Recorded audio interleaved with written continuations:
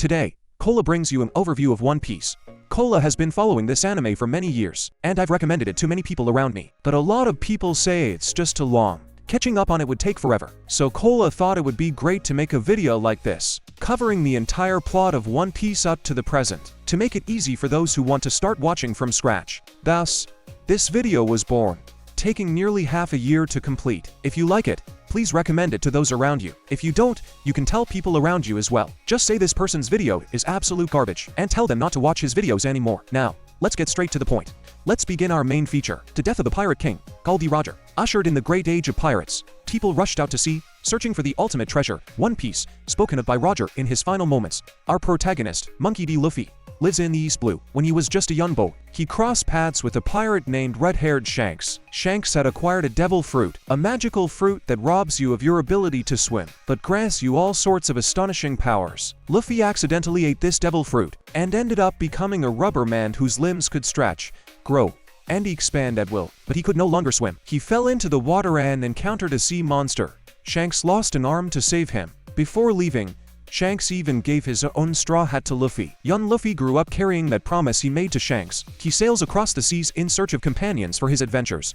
On the ocean, he meets Kobe, a timid boy who dreams of becoming a marine. Along with Alvida, a hefty female pirate who forcibly kidnapped him, he single-handedly defeated the entire Alvida pirates' crew, and thus continued his journey with Kobe to find companions. In search of the pirate hunter Zoro, he arrived at an island garrisoned by the Marines.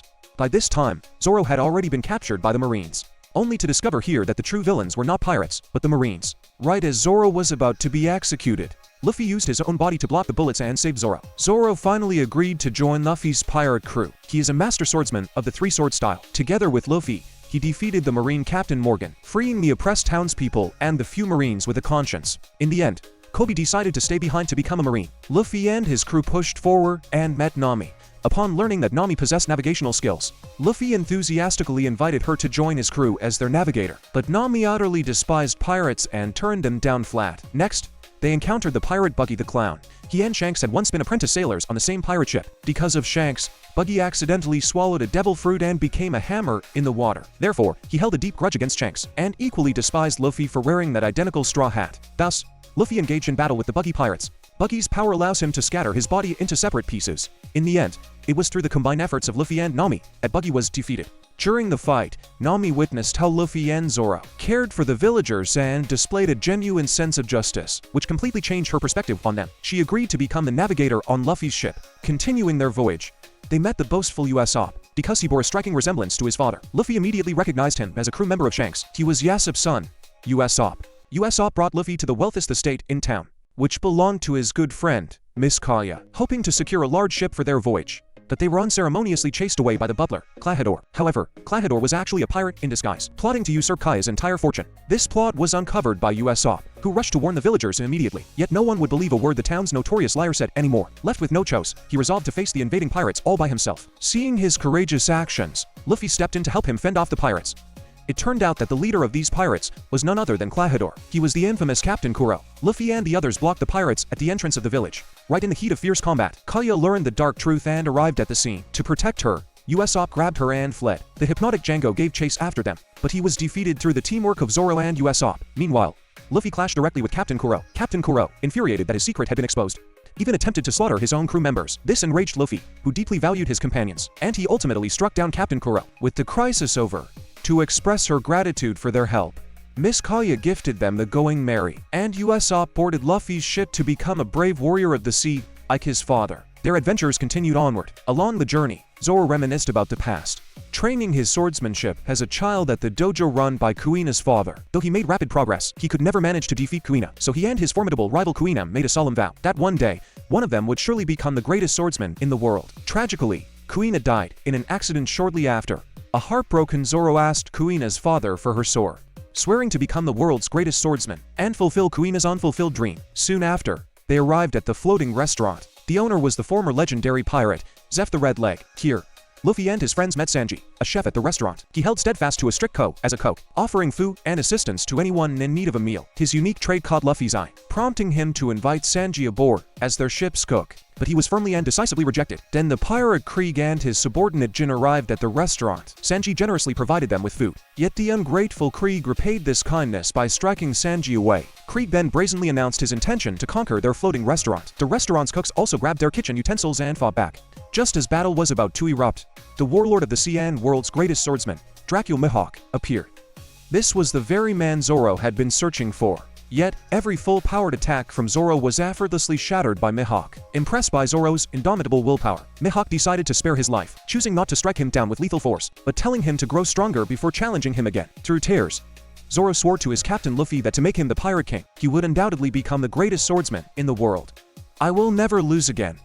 Next, the battle between the chefs and the Kree pirates commenced. Sanji fought to protect the restaurant and beat back the enemy, finally unleashing his formidable kicking techniques. In the heat of battle, Krieg released poison gas to slaughter everyone, including his own crew. Seeing Krieg turn on his own comrades, Luffy was filled with intense fury. He engaged Krieg in a fierce duel. Despite Krieg's powerful weapons and impenetrable armor, Luffy defeated him with his bare fists. Luffy's unwavering perseverance deeply moved Sanji, yet he still seemed hesitant to set sail with Luffy. Seeing Sanji's excited expression when speaking of the All Blue, Zeph decided to use reverse psychology to drive him away. Sanji recognized this gesture of kindness, and smoothly went along with it to leave the restaurant. Right before departing, he expressed his profound gratitude to Zeph and his companions. Your immense kindness is something I will never forget for as long as I live. With that, they set off on their journey once again, though they were forced to travel in a small boat. Because the Going Merry had been sailed away by Nami during the chaos, they pursued Nami all the way to her hometown, Kokoyasi village. To their shock, the Nami they found there was actually allied with the vicious Arlong pirates. Of course, Zoro had already seen through the truth, having been captured due to an unexpected injury. Seeing this, he purposely threw himself into the river. Though Nami acted cold and heartless on the surface, her body reacted honestly as she dove in to save him. After Zoro escaped, Usopp was captured next. Nami repeated her old trick by pretending to execute him, when in reality, she stabbed her own arm with a blade, allowing Usopp to fake his death and escape. The crew realized there had to be a hidden reason behind Nami's actions. At that moment, they met Nami's adoptive sister, Nojiko, who recounted Nami's past to them. Long ago, a woman named Belmir lived in this village. She had been a marine, nearly losing her life after being wounded in battle. Upon seeing Nojiko and Nami, she rediscovered the will to survive. From that day on, she raised the two children as her own. To ensure the kids ate the best food available, she often subsisted entirely on homegrown oranges to fill her stomach. Though times were harsh, life was filled with happiness. However, Arlong's arrival shattered everything. He ruthlessly extorted heavy taxes from the townspeople. Because Belmir's family was impoverished, she could not scrape together enough money, and as a result, she was murdered by Arlong. At the same time, Arlong noticed Nami's talent for drawing map charts, and forced her to work for him. Nami struck a bargain with Arlong, pledging to collect 100 million berries to buy back Kokoyasi village from him. From then on, Nami took to the seas, stealing treasure from various pirates. Just as she was about to save up the full 100 million, Marines colluding with Arlong arrived, and confiscated all her hard-earned money under the guise of stolen goods. Watching years of grueling toil and shattered dreams vanish in an instant, Nami wept as she turned to Luffy for help. In a dashing gesture, Luffy entrusted his straw hat to Nami's care, and marched toward Arlong's domain with the other 3 crew members to settle the score. Zoro's opponent was Hatchin the Octopus Fishman. He was a master of the 6-sword style. Fishman possessed overwhelming physical strength and stamina, and Zoro's wounds from his fight with Mihawk had not fully healed. It was an arduous struggle before he finally triumphed over the enemy. Sanji's opponent, Kurubi, was a master of Fishman karate, possessing formidable strength just the same. Yet Sanji used his powerful kicks to defeat his foe. Even Usopp utilized his own clever tactics to skillfully overcome an officer of the Fishman. Yet neither Sanji nor Zoro proved to be a match for Arlong. The burden of confronting Arlong now fell entirely upon Captain Luffy's shoulders. The clash between Luffy and Arlong proved a perilous trial of blood and ire. After trading blows, Arlong unleashed the terrifying might of his Fishman heritage, driving Luffy backward step by step under a merciless onslaught. Yet when Luffy stumbled upon a chamber stained with Nami's crimson tears and maps, he saw the full, cruel weight of Arlong's tyranny over her. A boiling surge of righteous fury flooded his chest anew. With a single devastating kick, he shattered Arlong to the earth, and brought the entire Arlong par crashing down in ruin, restoring the sweet breath of freedom to Nami and the people of Kokoyasi, thus carrying the heartfelt blessings of the villagers.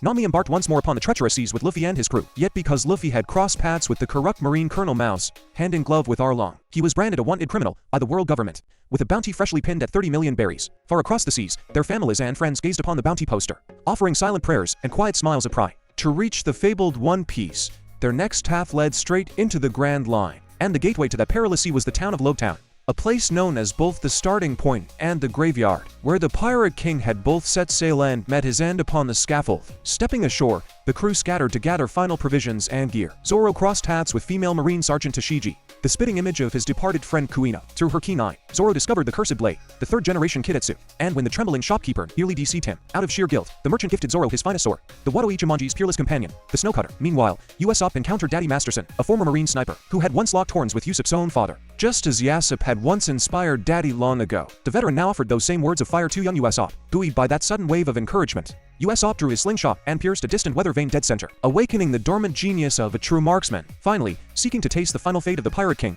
Luffy climbed the gallows platform. There he was cornered by Alvida, now wielding the slippery fruits of power, alongside Buggy. Trapped by Buggy's malicious scheme, the rope tightened for the kill. Yet in that final heartbeat before execution, Luffy smiled with the exact same tranquil grace Roger wore upon the scaffold. As if favored by the heavens, a sudden bolt of lightning cleaved the sky and spared his life. By then, the Marines had already sealed off every alleyway. Panic scattered the crowds through the smoke-choked streets.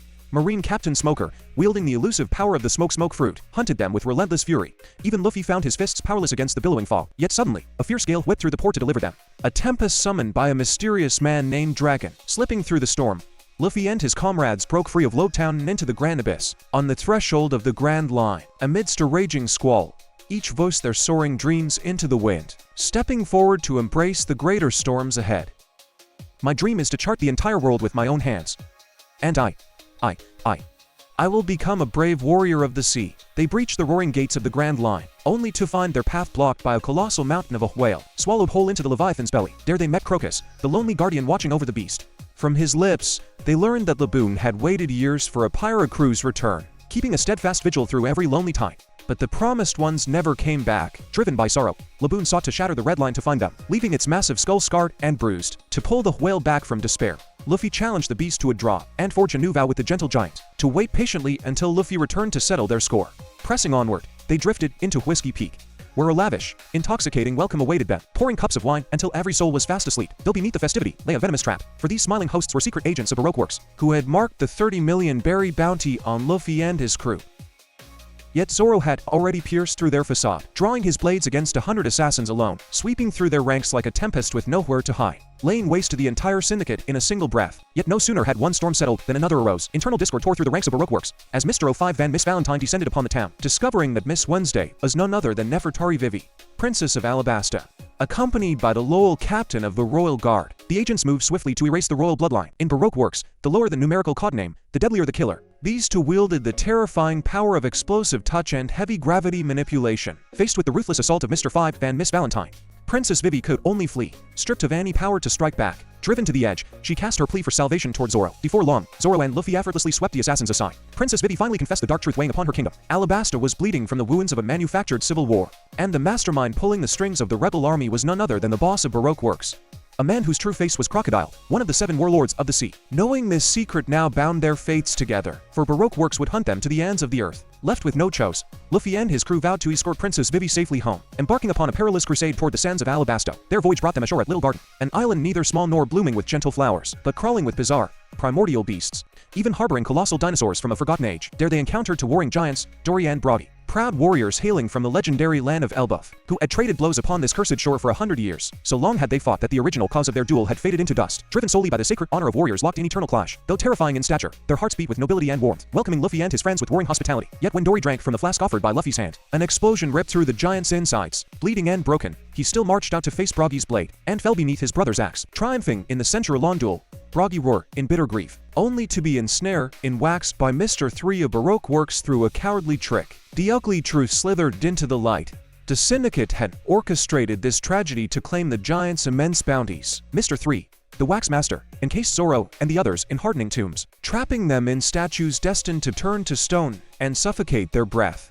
No matter how Zoro strained his muscles, the wax refused to yield. Driven to extremes, he even contemplated severing his own ankle to break free. Yet in the nick of time, Luffy burst onto the scene, though his arrival initially brought more chaos than calm, until Usopp unlocked salvation through a spark of flame, freeing Zoro and the rest from their creeping tombs, regaining their freedom. They struck down the treacherous agents, purged by fire and blood. Dory and Broggy finally laid down their weapons. Heedless of old grudges, the giants parted ways in peace, while Luffy and his crew pressed onward toward Alabasta's burning horizon. Upon the waves, they were intercepted by Wapol, the deposed tyrant of Drum Island. a man warped by the bizarre power of the Munch Munch fruit, who nearly devoured the Going Merry whole, before Luffy sent him soaring into the clouds with a single blow. Yet misfortune struck from another direction. Nami collapsed under the grip of a searing, mysterious fever, forcing them to veer course toward a frigid winter island. Desperate to find a physician to save her life, only one doctor remained in this snowbound land, the witch known across the peaks as Dr. Kureha, dwelling within the solitary castle atop the highest mountain. Luffy and Sanji hoisted Nami onto their backs to scale the frozen heights, where biting gales and ice-crowned cliffs made every step in agony, only to be blocked by Wapple's returning forces halfway up the trail. The tyrant who had once ruled these lands with cruelty, and earned the bitter hatred of every living soul, having fled when the Blackbeard pirates ravaged his shores. He had returned to reclaim his throne, and exact vengeance upon the Straw Hats, burdened with Nami. Luffy refused to fall and fought his way through, while the giant mountain rabbits, the Lappins, remembering Luffy's mercy, rallied to hold back Wapple's battalion, giving Luffy the window to carry Nami and the unconscious Sanji to the summit. Though battered and bleeding from every limb, he dragged himself over the final ridge before collapsing into the snow. There they were taken in by Kureha and her talking reindeer companion, Chopper. Nami, Luffy, and Sanji were pulled back from the brink of death. Upon waking, Luffy instantly sought to recruit the blue-nosed reindeer to his crew. As the days passed, they uncovered Chopper's heartbreaking past.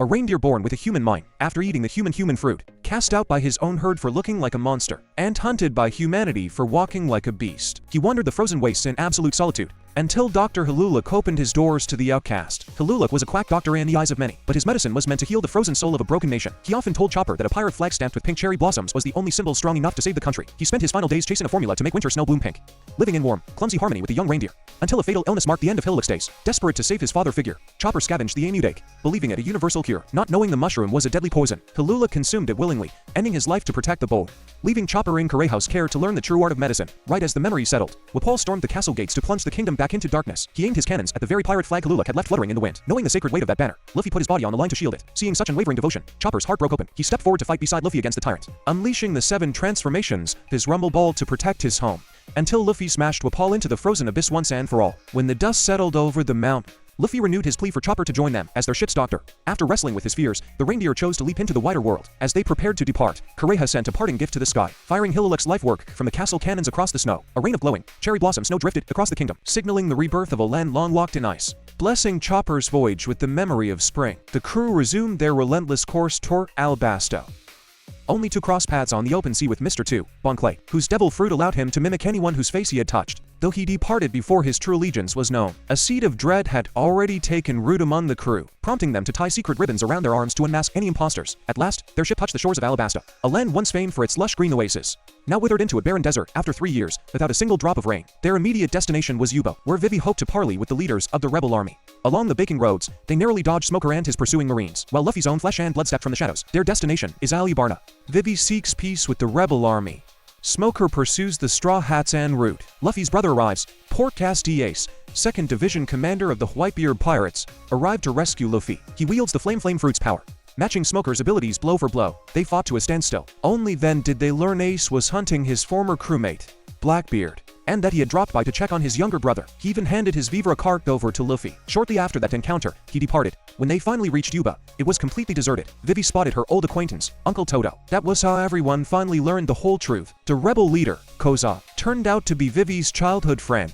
Years ago, the king sent them to build the new oasis city of Yuba. They hadn't seen each other since that day, until recently, with years passing without a single drop of rain, and the kingdom failing to check on them. Their patience snapped, driving them to launch a rebellion. The rebel forces had already moved out from here, just as they planned to track down the rebels. Luffy flatly refused to go along. He revealed that Crocodile was the mastermind behind it all. Only by defeating him could they truly resolve this crisis. In the end, they unanimously decided to alter course for Rain Base. That city served as Crocodile's main stronghold. They finally made it to Rain Base with great difficulty, only to find Marine Captain Smoker waiting for them there. Following a chaotic chase through the streets, Luffy and the crew burst right into Crocodile's Rain Dinner's casino. Consequently, everyone including Smoker fell straight into a trap and got locked up. Crocodile made his grand appearance, arrogantly laying out every detail of his sinister plot. First abducting the king, then using Mr. 2's disguise power to impersonate him and outrage the public, fanning the flames to incite a popular revolt. He even unleashed massive, monstrous banana-gators, intending to torture them solely. Meanwhile, Sanji and Chopper, who stayed behind, teamed up, executing a brilliant diversion tactic. They successfully lured Crocodile away in the nick of time. Arriving just in the nick of time, Sanji stumbled upon a way to rescue the one swallowed by the gator, Mr. 3,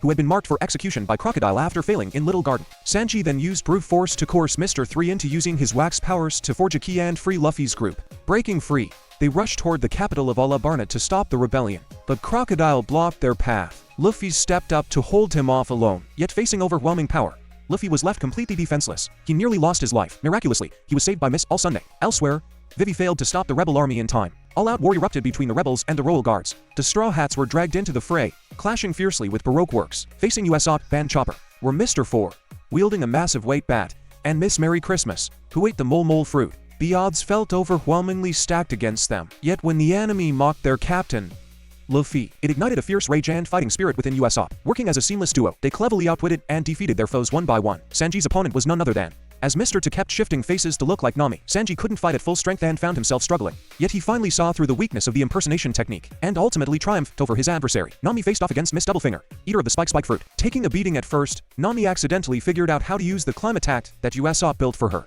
She cleverly turned the weapons features to her advantage and defeated her foe. Next came Zoro's showdown with Mr. 01, whose body was hard as iron. Zoro grew through the heat of battle, awakening the ability to slice through steel itself. With a single slash, he defeated his opponent. Meanwhile, Crocodile made his way into the royal palace. He brazenly declared his true target, Alabasta's ancient weapon, Pluton, revealing that this entire civil war was a trap he engineered. Koza, who happened to arrive just then, overheard everything. He rushed back to the front line to surrender and halt the bloodshed, only to be struck down by an operative hiding within the royal army. The war ignited once again. Hidden within the plaza was a massive bomb capable of wiping out everyone. In the end, Alabasta's guardian, Pell, sacrificed himself to save everyone. Elsewhere, Miss All Sunday escorted the king down to the royal tomb. She was actually Nico Robin, the woman who shocked the world years ago.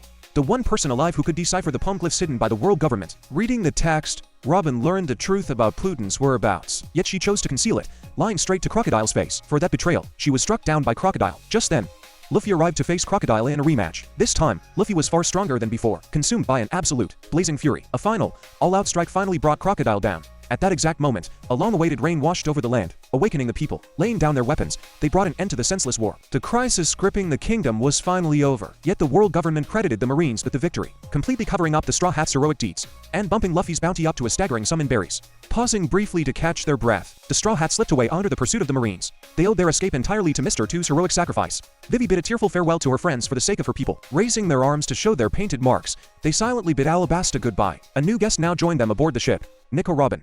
Having sought death, she was instead saved by Luffy. She asked to travel alongside them as part of their crew. Recognizing she wasn't a bad person, Luffy readily and cheerfully agreed. With a brand new Nakama aboard, the Straw Hats pressed on with their adventure. Suddenly, a massive galleon plummeted straight out of the sky mid-voyage. The log post mysteriously pointed straight upward into the clouds. Robin suggested it might be the legendary Sky Island, though even she couldn't say for certain. They docked at nearby Jaya to gather information, venturing into Mop Town on Jaya Island. When they asked around about the Sky Island, the locals mocked them as naive fools. They were even provoked by the pirate Bellamy. Remembering his promise to Nami, Luffy refused to fight back and ended up taking a brutal beating. Only Blackbeard acknowledged Luffy's conviction. He firmly believed that Sky Islands existed. Soon after, Robin gathered valuable intelligence, pointing them toward Mont Blanc Cricket on the island's opposite shore. He was the descendant of Mont Blanc Noland, the infamous liar from 400 years ago. Noland had once claimed oceans of gold lay here.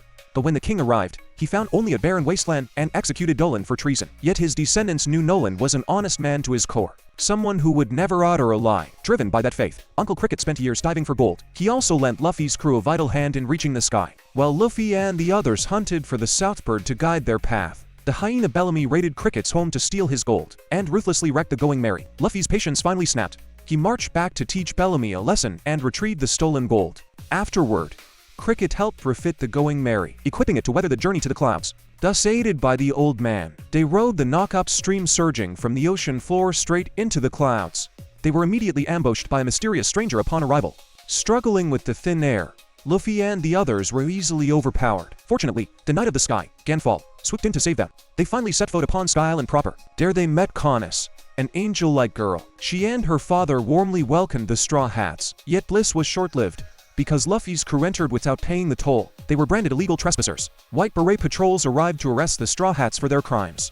Refusing to surrender quietly, Luffy fought back fiercely. This only compounded their offenses, inviting the wrath of divine retribution. To avoid bringing trouble down on Connis, the crew chose to flee. Just as they packed their bags to leave, Nami, Robin, Zoro, and Chopper, who boarded early, were swept away to God's Island by a giant express shrimp. Desperate to rescue their kidnapped friends, Luffy and the rest followed Connis toward the sacrificial altar. Sensing something amiss in Connis's hesitant demeanor, Luffy pressed her until she confessed the whole truth. She had secretly conspired with the local god to lure Luffy into a deadly trap.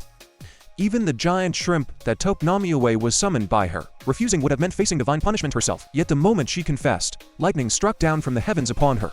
She was saved just in time by Ganfall, the Knight of the Sky. Ganfall revealed he was actually the former god of this Sky Island. Luffy and his remaining crew pressed on toward the altar. They soon ran into a priest shaped like a rice dumpling. This was the ordeal of balls, and Luffy had to beat her to advance. Yet she wielded mantra, a power letting her read enemy movements, whether it was Luffy or Sanji attacking. She anticipated every move and effortlessly dodged. The three of them combined couldn't land a hit on the priest. Finally, Luffy spotted her blind spot, pinning her down with his own body. He teamed up with Sanji to defeat her and press onward. Meanwhile, Nami, Zoro, and Robin entered the forest from the altar to investigate. They stumbled upon an astonishing revelation. God's Island was actually a piece of Jaya itself, blasted into the sky centuries ago by the massive knock upstream. Back at the ship, Chopper faced a crisis guarding the vessel alone. Shuro, one of the four priests, ambushed him there. Driven into a corner, Chopper blew his whistle to summon the Knight of the Sky. Ganfal arrived swiftly to rescue him. Just as Ganfal nearly bested Shura, his body suddenly froze up. He suffered a brutal defeat, plunging into the shark-filled cloud sea. Disregarding the fact that he couldn't swim, Chopper dove in after him. Fortunately, a giant southbird rescued them both. Soon after, all 7 Straw Hats reunited. They pooled the intelligence each group had gathered. Nami successfully deduced the location of the legendary Gold City, pinpointing its exact whereabouts using Nolan's recovered logbook. The Sky Island Knight then shared the tragic history of these lands. He had ruled as god of the island until 6 years prior. The people of Sky Island had lived in enduring peace, until the giant ocean current blasted God's Island up for 100 years ago. The Sky Dwellers treasured this newfound land, driving out the original inhabitants, the Shandians. Thus sparked a centuries-long war over territorial rights. 6 years ago, Enel and his henchmen defeated the old priests and Shandians to seize the island. Yet the Shandians kept fighting to reclaim their ancestral home. He also introduced unique sky weaponry, starting with dial technology, like the impact dial, tools that gave them an edge in combat. Elsewhere, Enel summoned his remaining 3 priests, granting them free reign across zones to block intruders. Enel announced the commencement of his survival game. First up was Shura of the Ordeal of String. He trapped advancing Shandian warriors using invisible strings. However, Shandian leader Wiper used the superior reject dial to defeat Shura.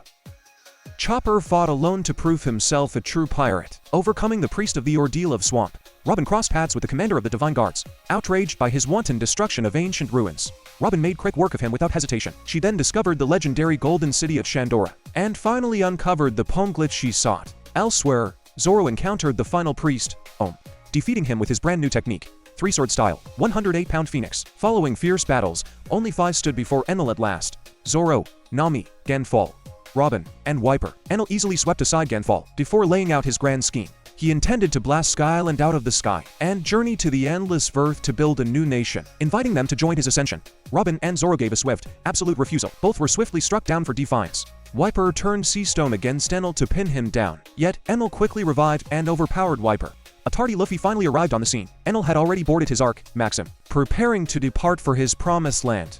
Luffy gave chase to engage Enel in battle. Luffy's rubber body proved the ultimate counter to Enel's lightning, yet Enel melted gold around Luffy's arm with lightning, plunging him off the ruins. Desperate to fulfill Uncle Cricket's wish and prove the Golden City's existence, Luffy had to ring the Golden Bell, but Luffy couldn't climb back up on his own. Nami hatched a brilliant plan, rallying the entire crew to cut down and tilt the giant beanstalk. Learning of the plan, Wiper joined in to help. Their ancient ancestor, Kalgara, had been Nolan's dearest friend. They too wished to ring that golden bell for Nolan's sake. Thus Luffy caught up to Enel once again. Enel prepared to unleash Reigo to obliterate Sky Island. Channeling his punch through the molten gold, Luffy shattered Enel's ultimate attack and saved everyone. Delivering a decisive final blow, Luffy defeated Enel and struck the giant golden bell Nolan had sought for 100 years ago. The sound echoed down to the sea below, heard clearly by Uncle Cricket, washing away centuries of infamy from the Nolan family name. The toll rang across the sky, bringing an end to the war. After a brief rest, the Straw Hats gathered a stash of gold from the ruins, leaving Sky Island behind to return to the Blue Sea. They soon drifted to an isolated island, where they encountered Marine Admiral Aokiji. Despite his lazy demeanor, his terrifying strength was undeniable. He instantly froze the surrounding ocean solid. He targeted Robin, who had carried a 79 million berry bounty since age 7. The Straw Hats fought desperately to protect her, yet they stood no chance against Aokiji's might. Robin and Luffy were frozen solid one after another. Ultimately, because Luffy had spared Smoker in Alabasta, Aokiji let them go without taking their lives. The Straw Hats narrowly escaped total destruction. Resuming their voyage, they nearly collided with a sea train before drifting into a railway station. There they met Kokoro, the station manager, and her granddaughter Chimney. Kokoro directed them to Water 7 to find a shipwright named Iceberg, who could repair their battered Going Merry. They arrived at the water capital, exchanging their sky gold for a fortune in berries first. They headed to Galila headquarters to see Iceberg, the city's mayor. After Kaku inspected the Merry, he delivered the heartbreaking news that its keel was broken beyond repair. They needed a new ship. Luffy and Nami were devastated by the revelation. To make matters worse, their fortune vanished overnight. Learning the Frankie family was behind the theft, Luffy's crew marched over to demand their money back, only to find Usopp beaten up over the cash. Enraged, Luffy and the Bows demolished the Frankie family hideout, but the stolen money was nowhere to be found. They pulled back for now, bringing an injured Usopp along. Awakening, Usopp refused to accept the decision to abandon the Merry. Their fierce argument drove Luffy to snap that anyone who doubted him could leave the crew. Usopp declared he was quitting and challenged Luffy to a duel for the Merry. After a brutal clash between former friends, the crew left the shit behind for Usopp and walked away. Robin had been missing for an entire day now. Everyone couldn't help but grow deeply worried. Then a sudden, horrifying piece of news dropped. Robin had allegedly attacked Mayor Iceberg during the night. Overnight, the entire city branded the Straw Hats as wanted criminals. Chopper and Sanji tracked down Robin. Robin coldly told them she was leaving the crew and wanted nothing more to do with them. Stunned comrades refused to believe her words. Figuring she would strike Iceberg again, they resolved to protect the mayor and demand answers from Robin face to face. That night, Robin and government intelligence agents known as CP9 attacked Iceberg, demanding the ancient blueprints he guarded. Iceberg had already sent his foreman Polly away with the blueprints, though CP9 intercepted him anyway. That document turned out to be a decoy designed to buy time. Realizing this, CP9 returned to force the real blueprints out of Iceberg. Their true identities were finally unmasked. They were trusted shipyard craftsmen and the mayor's secretary. Their mission was to secure the blueprints for Pluton left by Iceberg's mentor, Tom. Capturing Robin was merely a means to read ancient texts and track the weapon down. Using lie detectors, they traced the blueprints to Tom's other apprentice, Frankie. Luffy burst onto the scene just then. A fierce battle erupted, yet Luffy and Zoro were easily defeated by CP9's Rob Lucci, eater of the cat-hat fruit. The agents moved in to track down Frankie, demanding the Pluton blueprints from him. Years ago, Frankie studied shipwright arts under Tom. Tom received a death sentence for building the Pirate King ship. At the time, he was working on the sea train. The judge granted him time to complete the project before sentencing. 14 years later, the sea train was finished, contributing massively to Water 7's prosperity. The judge prepared to acquit him. Government official Spandam intervened, demanding the blueprints, which Tom refused. Spandam cooked up a vicious frame-up, using Frankie's battleships to attack judicial vessels, pinning the crime entirely on Tom and his apprentices. To protect his bows, Tom took full responsibility for the crime. He was dragged off to Enies lobby and never returned. Before his arrest, Tom passed the blueprints to Iceberg, who later handed them to Frankie. Even so, CP9 failed to secure the blueprints, so they seized Frankie instead, dragging him onto the sea train alongside Usopp.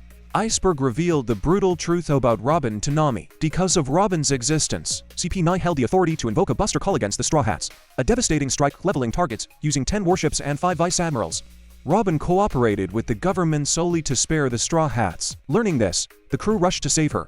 Yet Robin had already boarded the sea train bound for Enies lobby. Fortunately, Sanji anticipated the move. Hiding aboard the train ahead of time, he fought his way through the carriages alone, rescuing both Frankie and Usopp. Harboring lingering tension, Usopp donned a mask as Soaking to fight alongside Sanji. Battling past guards, they finally reached CP9 and Robin. Robin still refused to return with them. CP9 easily overpowered the rescuers. Thus Robin and Frankie were successfully hauled to Enies lobby. Meanwhile, Luffy and the rest teamed up with the Frankie family, boarding the backup sea train, Rocketman, to rescue their friends. Charging ahead alone, Luffy sprinted to catch Robin at the courthouse.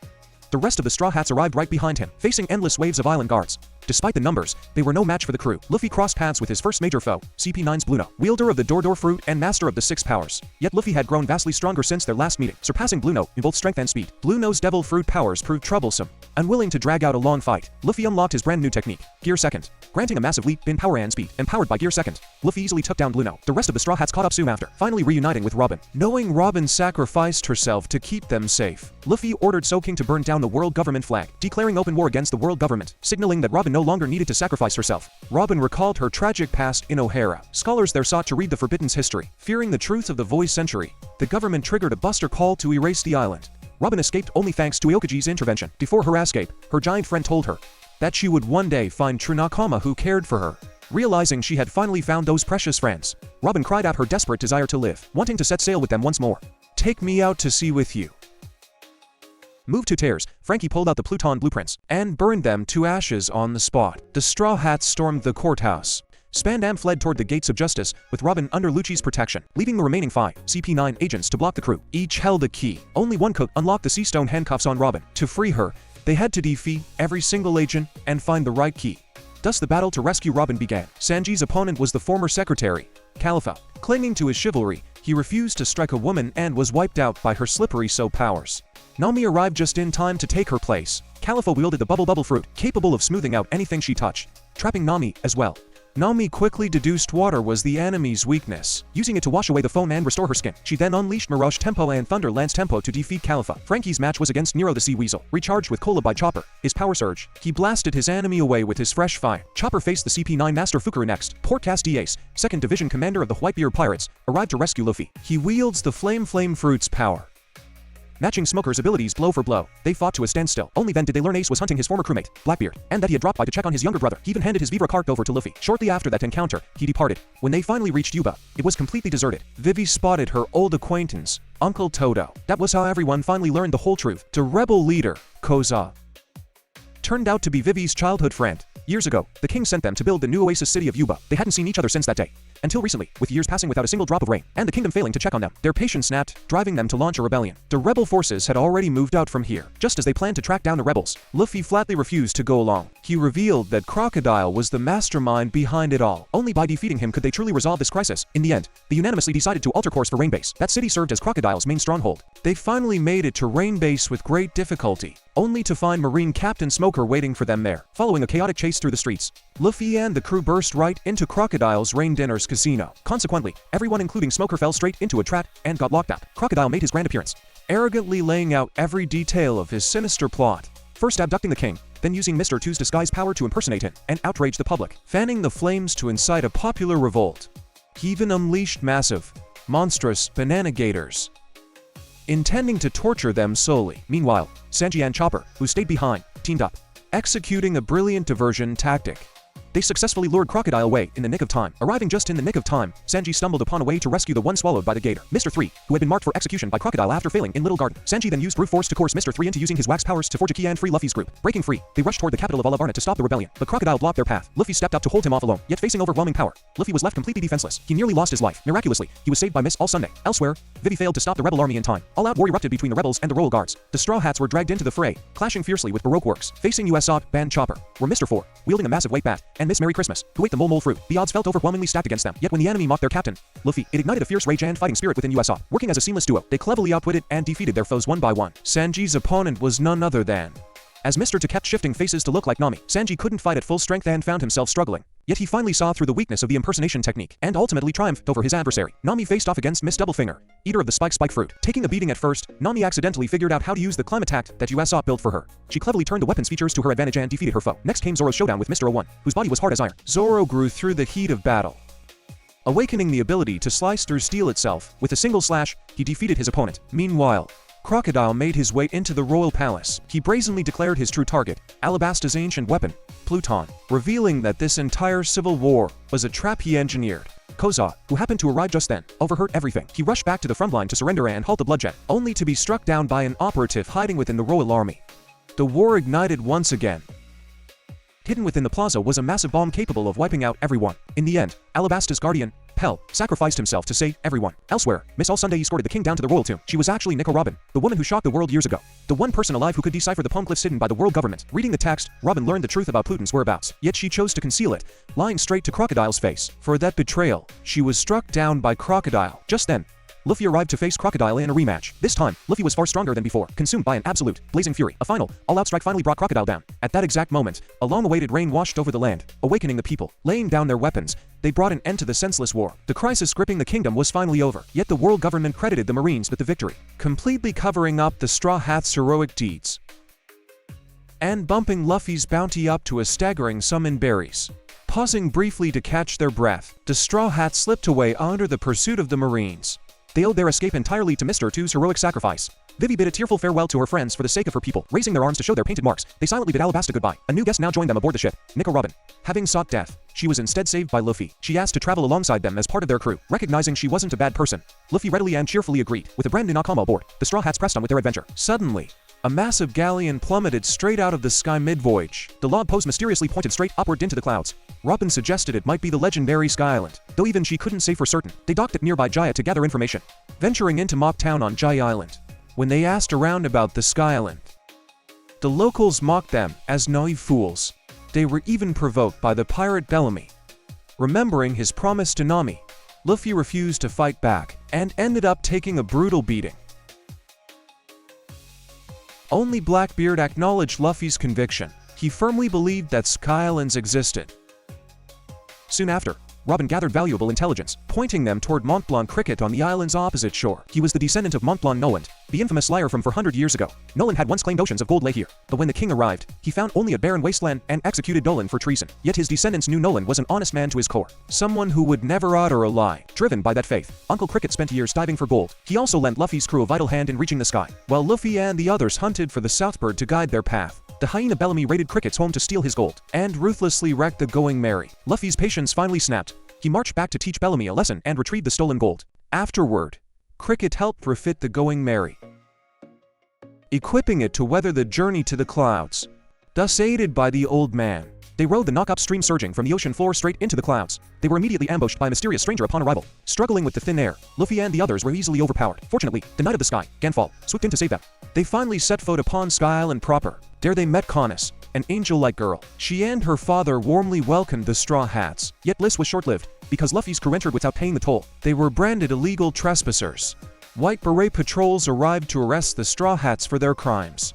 Refusing to surrender quietly, Luffy fought back fiercely. This only compounded their offenses, inviting the wrath of divine retribution. To avoid bringing trouble down on Connis, the crew chose to flee. Just as they packed their bags to leave, Nami, Robin, Zoro, and Chopper, who boarded early, were swept away to God's Island by a giant express shrimp. Desperate to rescue their kidnapped friends, Luffy and the rest followed Connis toward the sacrificial altar. Sensing something amiss in Connis's hesitant demeanor, Luffy pressed her until she confessed the whole truth. She had secretly conspired with the local god to lure Luffy into a deadly trap. Even the giant shrimp that took Nami away was summoned by her. Refusing would have meant facing divine punishment herself. Yet the moment she confessed, lightning struck down from the heavens upon her. She was saved just in time by Ganfall, the Knight of the Sky. Ganfall revealed he was actually the former god of this island. Luffy and his remaining crew pressed on toward the altar. They soon ran into a priest shaped like a rice dumpling. This was the Ordeal of Balls, and Luffy had to beat her to advance. Yet she wielded Mantra, a power letting her read enemy movements, whether it was Luffy or Sanji attacking. She anticipated every move and effortlessly dodged. The three of them combined couldn't land a hit on the priest. Finally, Luffy spotted her blind spot, pinning her down with his own body. He teamed up with Sanji to defeat her and press onward. Meanwhile, Nami, Zoro, and Robin entered the forest from the altar to investigate. They stumbled upon an astonishing revelation. God's Island was actually a piece of Jaya itself, blasted into the sky centuries ago by the massive knock-up stream. Back at the ship, Chopper faced a crisis guarding the vessel alone. Shuro, one of the four priests, ambushed him there. Driven into a corner, Chopper blew his whistle to summon the Knight of the Sky. Ganfall arrived swiftly to rescue him. Just as Ganfall nearly bested Shura, his body suddenly froze up. He suffered a brutal defeat, plunging into the shark-filled cloud sea. Disregarding the fact that he couldn't swim, Chopper dove in after him. Fortunately, a giant Southbird rescued them both. Soon after, all 7 Straw Hats reunited. They pooled the intelligence each group had gathered. Nami successfully deduced the location of the legendary Gold City, pinpointing its exact whereabouts using Noland's recovered logbook. The Sky Island Knight then shared the tragic history of these lands. He had ruled as god of the island until 6 years prior. The people of Sky Island had lived in enduring peace, until the giant ocean current blasted God's Island up 400 years ago. The Sky Dwellers treasured this newfound land, driving out the original inhabitants, the Shandians. Thus sparked a centuries-long war over territorial rights. 6 years ago, Enel and his henchmen defeated the old priests and Shandians to seize the island. Yet the Shandians kept fighting to reclaim their ancestral home. He also introduced unique sky weaponry, starting with dial technology like the impact dial. Tools that gave them an edge in combat. Elsewhere, Enel summoned his remaining 3 priests, granting them free reign across zones to block intruders. Enel announced the commencement of his survival game. First up was Shura of the Ordeal of String. He trapped advancing Shandian warriors using invisible strings. However, Shandian leader Wiper used the superior reject dial to defeat Shura. Chopper fought alone to prove himself a true pirate, overcoming the priest of the Ordeal of Swamp. Robin crossed paths with the commander of the Divine Guards, outraged by his wanton destruction of ancient ruins. Robin made quick work of him without hesitation. She then discovered the legendary golden city of Shandora, and finally uncovered the poem glitch she sought. Elsewhere, Zoro encountered the final priest, Om, defeating him with his brand new technique, 3-sword style, 108-pound Phoenix. Following fierce battles, only 5 stood before Enel at last: Zoro, Nami, Ganfall, Robin, and Wiper. Enel easily swept aside Ganfall before laying out his grand scheme. He intended to blast Sky Island out of the sky and journey to the endless Earth to build a new nation, inviting them to join his ascension. Robin and Zoro gave a swift, absolute refusal. Both were swiftly struck down for defiance. Wiper turned Seastone against Enel to pin him down. Yet, Enel quickly revived and overpowered Wiper. A tardy Luffy finally arrived on the scene. Enel had already boarded his Ark, Maxim, preparing to depart for his promised land. Luffy gave chase to engage Enel in battle. Luffy's rubber body proved the ultimate counter to Enel's lightning, yet Enel melted gold around Luffy's arm with lightning, plunging him off the ruins. Desperate to fulfill Uncle Cricket's wish and prove the Golden City's existence, Luffy had to ring the golden bell. But Luffy couldn't climb back up on his own. Nami hatched a brilliant plan, rallying the entire crew to cut down and entelt the giant beanstalk. Learning of the plan, Wiper joined in to help. Their ancient ancestor, Kalgara, had been Nolan's dearest friend. They too wished to ring that golden bell for Nolan's sake. Thus Luffy caught up to Enel once again. Enel prepared to unleash Rego to obliterate Skyland. Channeling his punch through the molten gold, Luffy shattered Enel's ultimate attack and saved everyone. Delivering a decisive final blow, Luffy defeated Enel and struck the giant golden bell Nolan had sought for 100 years ago. The sound echoed down to the sea below, heard clearly by Uncle Cricket, washing away centuries of infamy from the Nolan family name. The toll rang across the sky, bringing an end to the war. After a brief rest, the Straw Hats gathered a stash of gold from the ruins, leaving Sky Island behind to return to the Blue Sea. They soon drifted to an isolated island, where they encountered Marine Admiral Aokiji. Despite his lazy demeanor, his terrifying strength was undeniable. He instantly froze the surrounding ocean solid. He targeted Robin, who had carried a 79 million berry bounty since age 7. The Straw Hats fought desperately to protect her, yet they stood no chance against Aokiji's might. Robin and Luffy were frozen solid one after another. Ultimately, because Luffy had spared Smoker in Alabasto, Aokiji let them go without taking their lives. The Straw Hats narrowly escaped total destruction. Resuming their voyage, they nearly collided with the sea train before drifting into a railway station. There they met Kokoro, the station manager, and her granddaughter Chimney. Kokoro directed them to Water 7 to find a shipwright named Iceberg, who could repair their battered Going Merry. They arrived at the water capital, exchanging their sky gold for a fortune in berries first. They headed to Galila headquarters to see Iceberg, the city's mayor. After Kaku inspected the Merry, he delivered the heartbreaking news that its keel was broken beyond repair. They needed a new ship. Luffy and Nami were devastated by the revelation. To make matters worse, their fortune vanished overnight. Learning the Frankie family was behind the theft, Luffy's crew marched over to demand their money back, only to find Usopp beaten up over the cash. Enraged, Luffy and the bows demolished the Frankie family hideout, but the stolen money was nowhere to be found. They pulled back for now, bringing an injured Usopp along. Awakening, Usopp refused to accept the decision to abandon the Merry. Their fierce argument drove Luffy to snap that anyone who doubted him could leave the crew. Usopp declared he was quitting and challenged Luffy to a duel for the Merry. After a brutal clash between former friends, the crew left the shit behind for Usopp and walked away. Robin had been missing for an entire day now. Everyone couldn't help but grow deeply worried. Then a sudden, horrifying piece of news dropped. Robin had allegedly attacked Mayor Iceberg during the night. Overnight, the entire city branded the Straw Hats as wanted criminals. Chopper and Sanji tracked down Robin. Robin coldly told them she was leaving the crew and wanted nothing more to do with them. Stunned comrades refused to believe her words. Figuring she would strike Iceberg again, they resolved to protect the mayor and demand answers from Robin face to face. That night, Robin and government intelligence agents known as CP9 attacked Iceberg, demanding the ancient blueprints he guarded. Iceberg had already sent his foreman Polly away with the blueprints, though CP9 intercepted him anyway. That document turned out to be a decoy designed to buy time. Realizing this, CP9 returned to force the real blueprints out of Iceberg. Their true identities were finally unmasked. They were trusted shipyard craftsmen and the mayor's secretary. Their mission was to secure the blueprints for Pluton left by Iceberg's mentor, Tom. Capturing Robin was merely a means to read ancient texts and track the weapon down. Using lie detectors, they traced the blueprints to Tom's other apprentice, Frankie. Luffy burst onto the scene just then. A fierce battle erupted, yet Luffy and Zoro easily defeated by CP9's Rob Lucci, eater of the cat fruit. The agents moved in to track down Frankie, demanding the Pluton blueprints from him. Years ago, Frankie studied shipwright arts under Tom. Tom received a death sentence for building the Pirate King ship. At the time, he was working on the sea train. The judge granted him time to complete the project before sentencing. 14 years later, the sea train was finished, contributing massively to Water 7's prosperity. The judge prepared to acquit him. Government official Spandam intervened, demanding the blueprints, which Tom refused. Spandam cooked up a vicious frame-up, using Frankie's battleships to attack judicial vessels, pinning the crime entirely on Tom and his apprentices. To protect his bows, Tom took full responsibility for the crime. He was dragged off to Enies lobby and never returned. Before his arrest, Tom passed the blueprints to Iceberg, who later handed them to Frankie. Even so, CP9 failed to secure the blueprints, so they seized Frankie instead, dragging him onto the sea train alongside Usopp. Iceberg revealed the brutal truth about Robin to Nami. Because of Robin's existence, CP9 held the authority to invoke a buster call against the Straw Hats, a devastating strike leveling targets using 10 warships and 5 vice admirals. Robin cooperated with the government solely to spare the Straw Hats. Learning this, the crew rushed to save her. Yet Robin had already boarded the sea train bound for Enies lobby. Fortunately, Sanji anticipated the move. Hiding aboard the train ahead of time, he fought his way through the carriages alone, rescuing both Frankie and Usopp. Harboring lingering tension, Usopp donned a mask as Soaking to fight alongside Sanji. Battling past guards, they finally reached CP9 and Robin. Robin still refused to return with them. CP9 easily overpowered the rescuers. Thus Robin and Frankie are successfully hauled to Eni's lobby. Meanwhile, Luffy and the rest teamed up with the Frankie family, boarding the backup sea train, Rocketman, to rescue their friends. Charging ahead alone, Luffy sprinted to catch Robin at the courthouse. The rest of the Straw Hats arrived right behind him, facing endless waves of island guards. Despite the numbers, they were no match for the crew. Luffy crossed paths with his first major foe, CP9's Blue Note, wielder of the Door Fruit and master of the Six Powers. Yet Luffy had grown vastly stronger since their last meeting, surpassing Blue Note in both strength and speed. Blue Note's Devil Fruit powers proved troublesome, unwilling to drag out a long fight. Luffy unlocked his brand new technique, Gear Second, granting a massive leap in power and speed. Empowered by Gear Second, Luffy easily took down Blue Note. The rest of the Straw Hats caught up soon after, finally reuniting with Robin. Knowing Robin sacrificed herself to keep them safe, Luffy ordered King to burn down the world government flag, declaring open war against the world government, signaling that Robin no longer needed to sacrifice herself. Robin recalled her tragic past in O'Hara. Scholars there sought to read the Forbidden's history. Fearing the truth of the Voice Century, the government triggered a buster call to erase the island. Robin escaped only thanks to Aokaji's intervention. Before her escape, her giant friend told her that she would one day find true Nakama who cared for her. Realizing she had finally found those precious friends, Robin cried out her desperate desire to live, wanting to set sail with them once more. "Take me out to sea with you."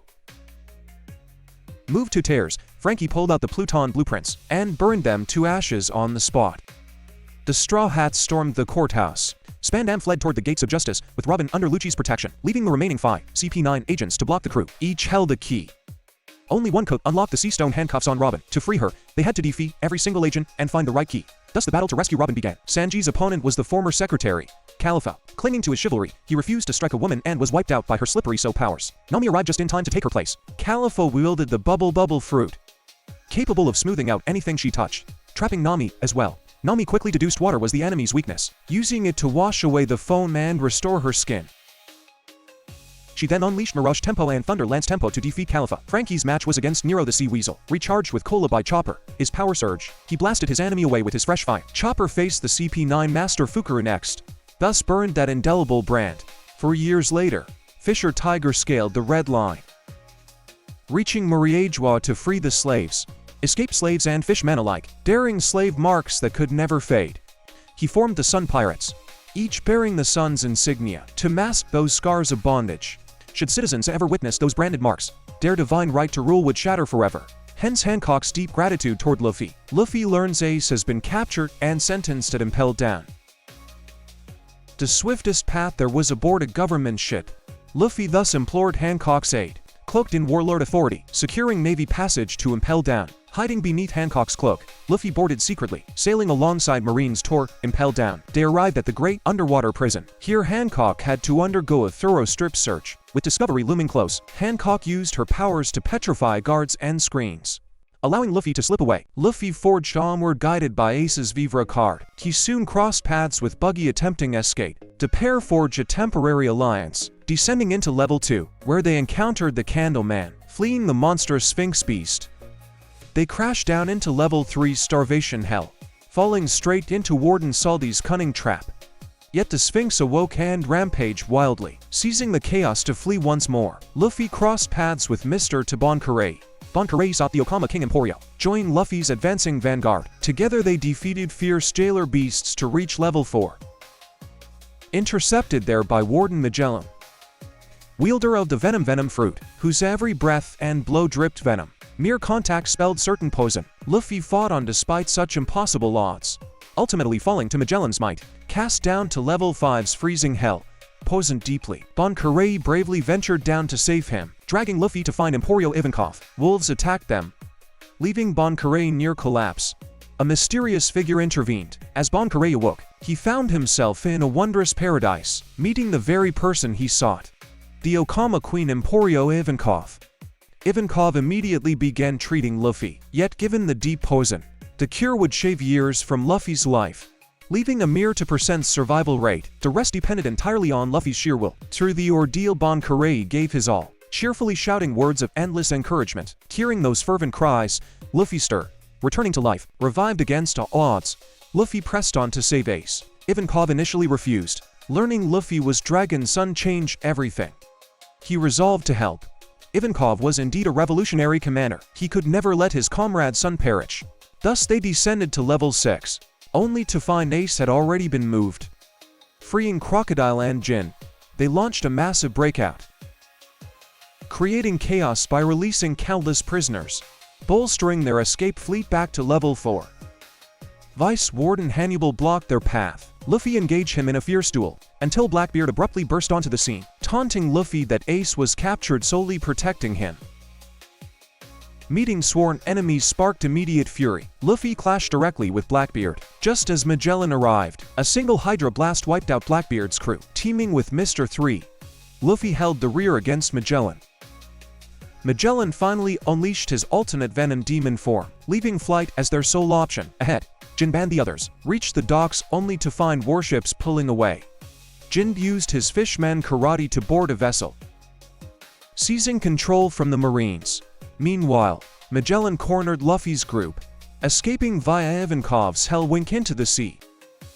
Summoned whale sharks awaited below, rescuing them safely onto the stolen ship. Yet trials remained. The gates of justice stood firmly barred. Controls lay deep inside, impelled down. Panic gripped everyone.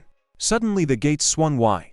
Bon Carré, disguised as Magellan, had ordered the opening, sacrificing himself once more to save them. Luffy wept in deep despair. With no time for grief, they pressed onward to rescue Ace at Marineford.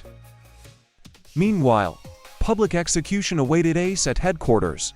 Intelligence confirmed Whitebeard would intervene, prompting massive naval preparations. 100,000 troops ringed the Crescent Bay.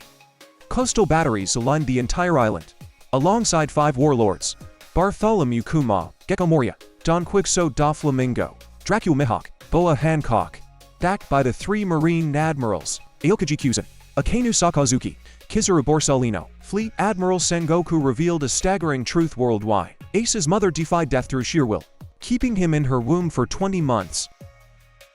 Because his father was the pirate king Ball D. Roger. Shock rippled across the globe. Garp had known the secret all along, entrusted by Roger himself to watch over his unborn child. Garp raised Ace and Luffy, honoring that solemn oath. Whitebeard's allied pirate fleet suddenly emerged offshore. Most shocking of all, the flagship Moby Dick surfaced directly inside the bay, coated in resin to cross the deep trench, evading all naval detection. 43 pirate ships, daring Whitebeard and his commanders, materialized inside the harbor, shattering naval tactical formations instantly. Whitebeard struck first to seize momentum, unleashing Tremor fruit powers to summon giant tidal waves, threatening to engulf the entire naval base. Admiral Aokiji froze the colossal waves and bay solid. War officially commenced. Marines and pirates clashed across the frozen expanse. Mihawk struck the opening blow among warlords, launching the world's greatest slash at Whitebeard, blocked effortlessly by Diamond Jozu. Admiral Kizaru soon joined the fray, aiming to strike the enemy king directly, charging straight toward Whitebeard, intercepted completely by 1st Division Commander Marco, whose counterattack blasted Kizaru away. Admiral Akainu followed suit, melting glaciers instantly with scorching magma, raining volcanic rock upon Whitebeard. Giant squads marched forward, met by Little Oars Jr., descendant of the zombie Oars. Luffy defeated, making even giant warriors look dwarfed, easily crushing naval ranks, piercing deep into enemy lines. His massive size made him a prime target, struck first by Kuma, then maimed by Doflamingo's blade, besieged by Moria before finally falling. Though Oars fell, his body bridged the path for Whitebeard's crew. Advancing across his fallen frame, suddenly Luffy's crew dropped from the sky, borne atop the tidal wave triggered by Whitebeard. Riding the crest of the surge, Aokiji froze their descending ship midair, shattering the ice sent them plummeting. Crocodile instantly attacked Whitebeard upon landing, only to be kicked away by Luffy. Luffy then addressed Whitebeard directly, proclaiming his dream of becoming Pirate King. Whitebeard smirked, admiring his nerve. Protected by Jinban, Ivankov, Luffy charged forward.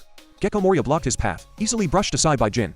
Next came Smoker, Luffy's old nemesis, pinning Luffy down effortlessly once more. Hancock intervened, kicking Smoker away.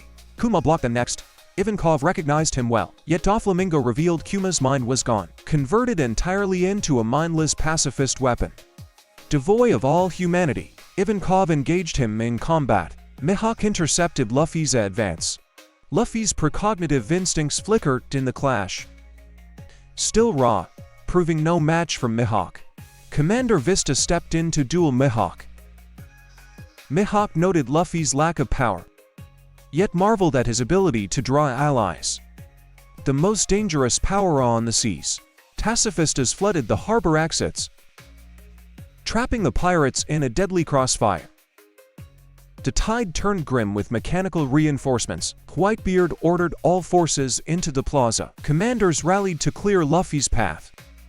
Squad reappear unexpectedly, piercing Whitebeard's chest from behind.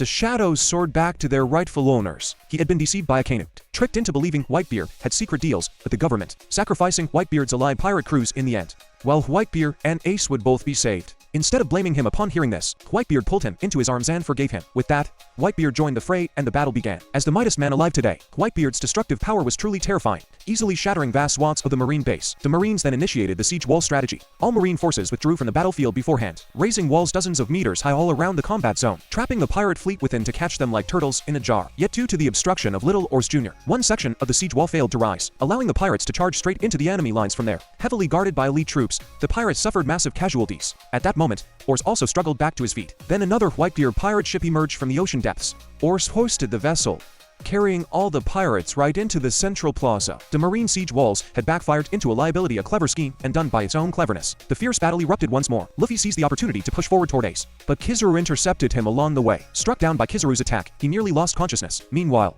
Whitebeard collapsed to the ground, coughing blood from his worsening illness. Desperate to protect Whitebeard, Division commanders Marco the Phoenix and Jozu the Diamond were successively defeated by Kizaru and Aokiji.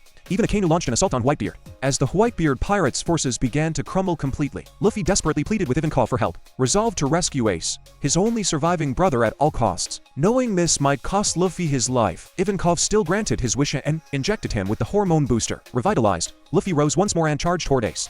Kobe attempted to block his path along the way, yet current Kobe was no match for Luffy. Sengoku simultaneously announced the execution was to begin. As the executioners raised their blades toward Ace, Luffy instinctively unleashed his Conqueror's Haki in a burst, knocking out the executioners and numerous Marine soldiers. Everyone watched in sheer astonishment. Recognizing the terrifying potential of this power, the Marines resolved to root out the evil and prevent future trouble. Sensing the Marines' intent, Whitebeard commanded the entire crew to protect Luffy at all costs. Shielded by the Whitebeard pirates, Luffy surged all the way to the scaffold. Inazuma then used his devil fruit power, slicing the ground to forge a pathway leading straight to the execution platform. Yet blocking Luffy's path stood his own grandfather, the hero of the Marines, Vice Admiral Garp. Garp refused to step aside for Luffy under any circumstance. Left with no choice, Luffy raised his fist against his grandfather, yet Garp could not bring himself to strike his own grandson. Feigning defeat, he let Luffy knock him down. Thus Luffy finally reached Ace's side, only for Kizaru to shatter Luffy's ki. Another executioner staggered back to his feet. To everyone's shock, it was Mr. 3 in disguise. Luffy urged Mr. 3 to forge a key and unlock Ace's cuffs. Meanwhile, Sengoku transformed into his golden giant Buddha form, striking down all of them at once. In the nick of time, Ace's handcuffs finally sprang open. Luffy had finally rescued Ace. When brothers share one heart, their combined strength can slice through metal. Working together, the two swept aside the intercepting Marines. Whitebeard then issued his final captain's order. He would hold off the Marines alone, while everyone else retreated safely back to the New World. Fighting through their grief, the crew sprinted desperately toward the shore. Akainu gave chase to Ace, hurling insults to defame Whitebeard. Stunned by the provocation, Ace turned back to confront Akainu. Yet Akainu's true target was Luffy. Spotting the danger, Ace threw his body in front of Luffy, tears straight through by Akainu's blazing fist. As his life slipped away, Ace looked back across his turbulent life, using his final breath to thank Luffy and Whitebeard for loving him. Then he collapsed, the flame of Ace's life extinguished forever. Overcome by grief and the toll of previous injuries, Luffy passed out. Akainu moved to strike Luffy down next, but a furious Whitebeard finally stepped into action. He delivered a severe lesson to the Red Hound that harmed his son, pummeling Akainu with relentless fury. Then Whitebeard split the plaza cleanly in two, to ensure the pirates could escape safely, remaining behind to face the Marines alone. At that moment, the Blackbeard pirates arrived on the battlefield. Facing off against Blackbeard, Whitebeard taught him a thorough lesson once again. Yet battered by illness and relentless wounds, Whitebeard suddenly froze in place. The Blackbeard pirates seized the chance to launch a coordinated assault. In the end, Whitebeard fell in battle. Yet even in death, he remained standing tall amidst the battlefield. Throughout the grueling conflict, he suffered 267 slash wounds, struck by 152 bullets and numerous cannonballs. Yet not a single scratch marred his broad back, a glorious testament to a warrior who never once retreated. Blackbeard then cast a dark cloak over himself and Whitebeard's body. When he emerged from beneath the shroud, he wielded both the dark fruit and Whitebeard's tremor fruit as twin supreme powers. A feat deemed impossible, as consuming to devil fruits normally brings instant death. Blackbeard's miraculous state stunned everyone present. He went on a rampage of destruction, vowing to sink Marineford straight into the abyss. Ignoring the grave threat of Blackbeard, Akainu relentlessly pursued Luffy without pause. Jin was injured, shielding Luffy from Akainu's wrath. Just in the nick of time, Crocodile intervened to save them. Crocodile flung them clear, right into Buggy's arms. Buggy had no choice but to flee with the pair. A submarine surfaced from the ocean waves. Trafalgar Law, captain of the Heart Pirates, had arrived, a skilled surgeon stepping forward to save Luffy's life. Meanwhile, Whitebeard's commanders fought on against Akainu to protect Luffy. Blackbeard stood locked in a standoff with Fleet Admiral Sengoku. The battlefield plunged back into utter chaos. Kobe bravely stepped directly into Akainu's path, declaring that Whitebeard and Ace were dead, and the mission was accomplished. Arguing that the war should finally come to an end, continuing the bloodshed would only claim more lives. Akainu refused to listen to reason, throwing a lethal punch straight at Kobe. Red-haired Shanks arrived just in time to save Kobe's life. Shanks declared that both sides had suffered devastating losses. Dragging out the conflict would only multiply the casualties. He asked everyone to drop weapons for his sake, and if anyone still insisted on fighting, the red-hair pirates would gladly accompany them to the bitter end. Faced with this, Marines, Whitebeard remnants, and Blackbeard ceased hostilities. Shanks took custody of Whitebeard and Ace's bodies to bury them properly. Thus the world-shaking summit war finally drew to a close. Under Law's surgical care, Luffy's condition stabilized, yet battered by profound physical and mental trauma. His awakening depended entirely on his own will to live. Hancock escorted Law and Luffy back to Amazon Lily. After remaining in a coma for 2 weeks, Luffy finally opened his eyes, yet the moment he regained consciousness, he screamed Ace's name in frantic despair, desperately wishing his nightmare was nothing more than a dream, hoping to wake up and see Ace before him once again. Yet reality set in as Luffy recalled their shared past. Years ago, in the year 1510 of the Sea Circle calendar, he crossed paths with Ace for the very first time, followed by his fateful meeting with their other brother, Sabo. The three grew up together, sharing daily life, swearing a sacred pact to become great pirates one day. Sabo was dragged back home due to his noble lineage, implicating Luffy and Sabo in the fallout. Sabo dared not seek them out thereafter, yet testing the stifling chains of his noble household. He set sail out to sea on his own, only to fall victim to an attack by a world noble. Upon learning of Sabo's tragic demise, grief overwhelmed the young brothers, tormented by a bitter sense of helplessness, regretting that greater strength could have saved Sabo, and allowed them to live in true freedom. Driven by this, Luffy and Ace trained with renewed intensity. Years later in 1517, Ace set out on his own journey at age 17. Luffy continued his grueling training until he reached 17, setting sail in the year 1520 of the Sea Circle calendar, vowing to claim the title of King of the Pirates. Remembering these memories pierced Luffy with deeper sorrow, bitterly cursing his own weakness, just as he had lost Sabo years ago. If only he possessed greater strength, perhaps he wouldn't have lost Ace. Luffy spiraled into a frenzy of grief once more. Jin grabbed him, urging him to accept what was lost, reminding him to look at what he still had left. Those words snapped Luffy back to his senses. He thought of his beloved crewmates, and terror streamed down his face. He was not truly alone in this world. He still possessed a band of trusted companions. He still had his crew: Zoro, Nami, Usopp, Sanji, Chopper, Robin, Frankie, Brook. I still have all of them. Determined to reunite with his crew at the Sabaody archipelago. Just as they prepared to set off, the Dark King Rayleigh arrived at the scene. Bartholomew Kuma had personally informed Rayleigh of his actions, explaining that he sent Luffy flying toward Amazon Lily. Shaggy deduced from Luffy's prior infiltration of Impel Down that Hancock must have developed feelings for Luffy, implying his whereabouts could only be Amazon Lily. A woman's intuition proved truly terrifying. Rayleigh also shared a past with the Gorgon sisters, having once aided Rayleigh, Shaggy, and Elder Nile to protect the three sisters during their escape. Yet Rayleigh hadn't come merely to reminisce, but to help temper Luffy's strength, granting him the power to protect his crewmates. Luffy readily agreed to the proposition. Shielded by Rayleigh and Jin, he returned once more to Marineford. He struck the Great Bell once more, and offered a silent prayer for Whitebeard and Ace. With that, he turned and left. His bold move instantly caught the eyes of the media. Photographs of the incident spread rapidly across the entire world. Meanwhile, the rest of the Straw Hats instantly deciphered Luffy's hidden message in the papers. As it turned out, the entire spectacle was nothing more than a clever ruse. The message Luffy wanted to convey was boldly inked onto his arm. 3D to Y. 3 days became 2 years. The original reunion of 3 days was postponed to 2 whole years. They would spend these 2 crucial years honing their strengths. Returning to Amazon Lily, Rayleigh began training Luffy in the ways of hockey. Hockey is divided into 3 distinct types. Observation hockey acts like a spiritual radar, allowing one to anticipate an opponent's moves. Armament hockey hardens the body, coating it in an invisible yet impenetrable armor. When hardened enough, this armor transforms into a devastating offensive force. Most importantly, armament hockey is the ultimate weapon against devil fruit users. Finally, There is Conqueror's Haki, a rare gift possessed by only a chosen few, a formidable power that overwhelms enemies through sheer force of will. Thus, Luffy and Rayleigh began their rigorous training in the mastery of Haki. Elsewhere, scattered across the seas, his crewmates were hard at work. Chopper studied medical arts on the bird-filled island of Torino. Nami remained on the sky island of Wetheria to master meteorology. Frankie immersed himself in Vegapunk's blueprints on the mechanical island of Karakuri. Sanji trained with Emporio Ivankov in the Kamabaka Queendom to master combat and cuisine. Though treated as a monster, Brooke was fiercely resolved to grow stronger. Robin encountered the Revolutionary Army in the Tequila Vulf penal colony. She resolved to meet their leader, Dragon, who happened to be Luffy's father. Usopp pushed his limits on the perilous Bone Archipelago under Heracles' guidance. Zoro dedicated himself entirely to mastering swordsmanship under the watchful eye of Dracula Mihawk. Each of them made a silent vow to help Luffy become the king of the pirates.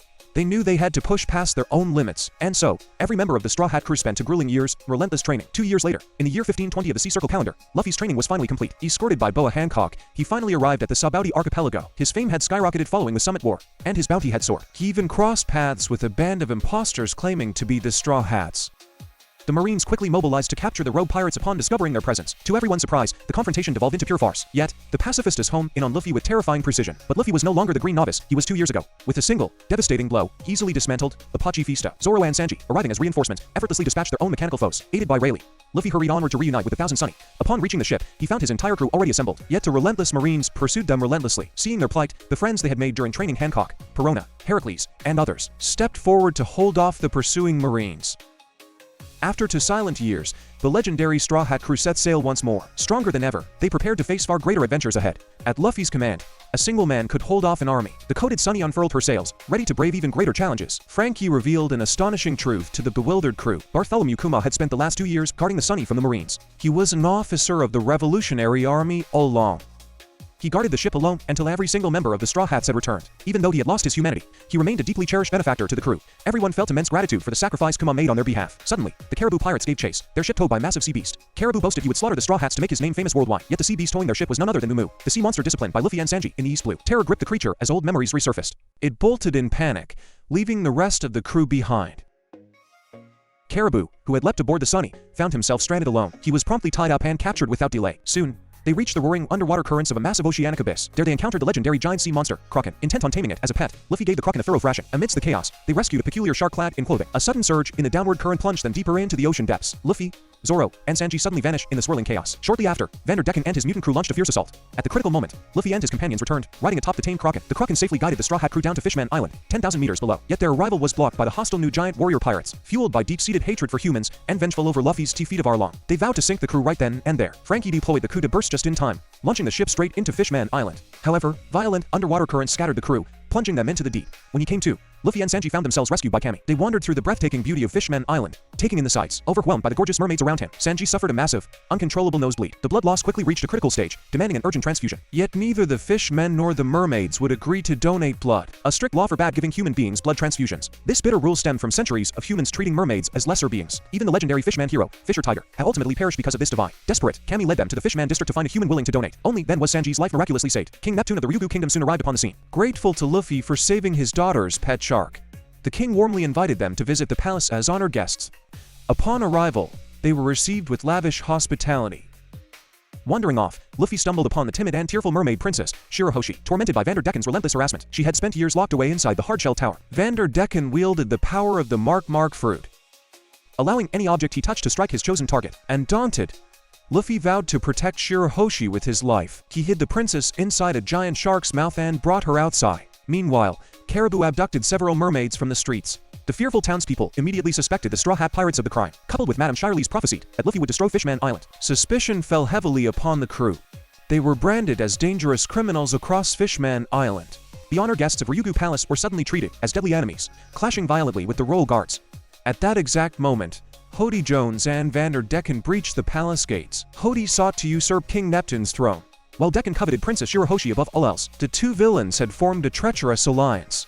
Discovering Shirahoshi had vanished, Decken immediately gave chase using his powers. The remaining new Fishman pirates turned their blades against the Straw Hats and royal guards, flooding the throne room with ocean water. Zoro engaged Hody in combat submerged beneath the waves. Though fighting fishmen underwater placed swordsmen at a severe disadvantage, the newly strengthened Zoro still bested Hody. Yet the new Fishman pirates used energy steroids to instantly multiply their strength. They ultimately overwhelmed, defeated, and captured Zoro, Usopp, Broke, and King Neptune. Elsewhere, Vanderdecken finally caught up to Luffy and Shirahoshi. Yet Luffy dispatched him with effortless ease. Even Decken's mutant subordinate was struck down by Luffy's blows. They fled toward the sea forest, a place Shirahoshi had dreamed of visiting for years. There lay the final resting place of her beloved mother, Queen Otohan. To their surprise, they encountered Jin waiting for them.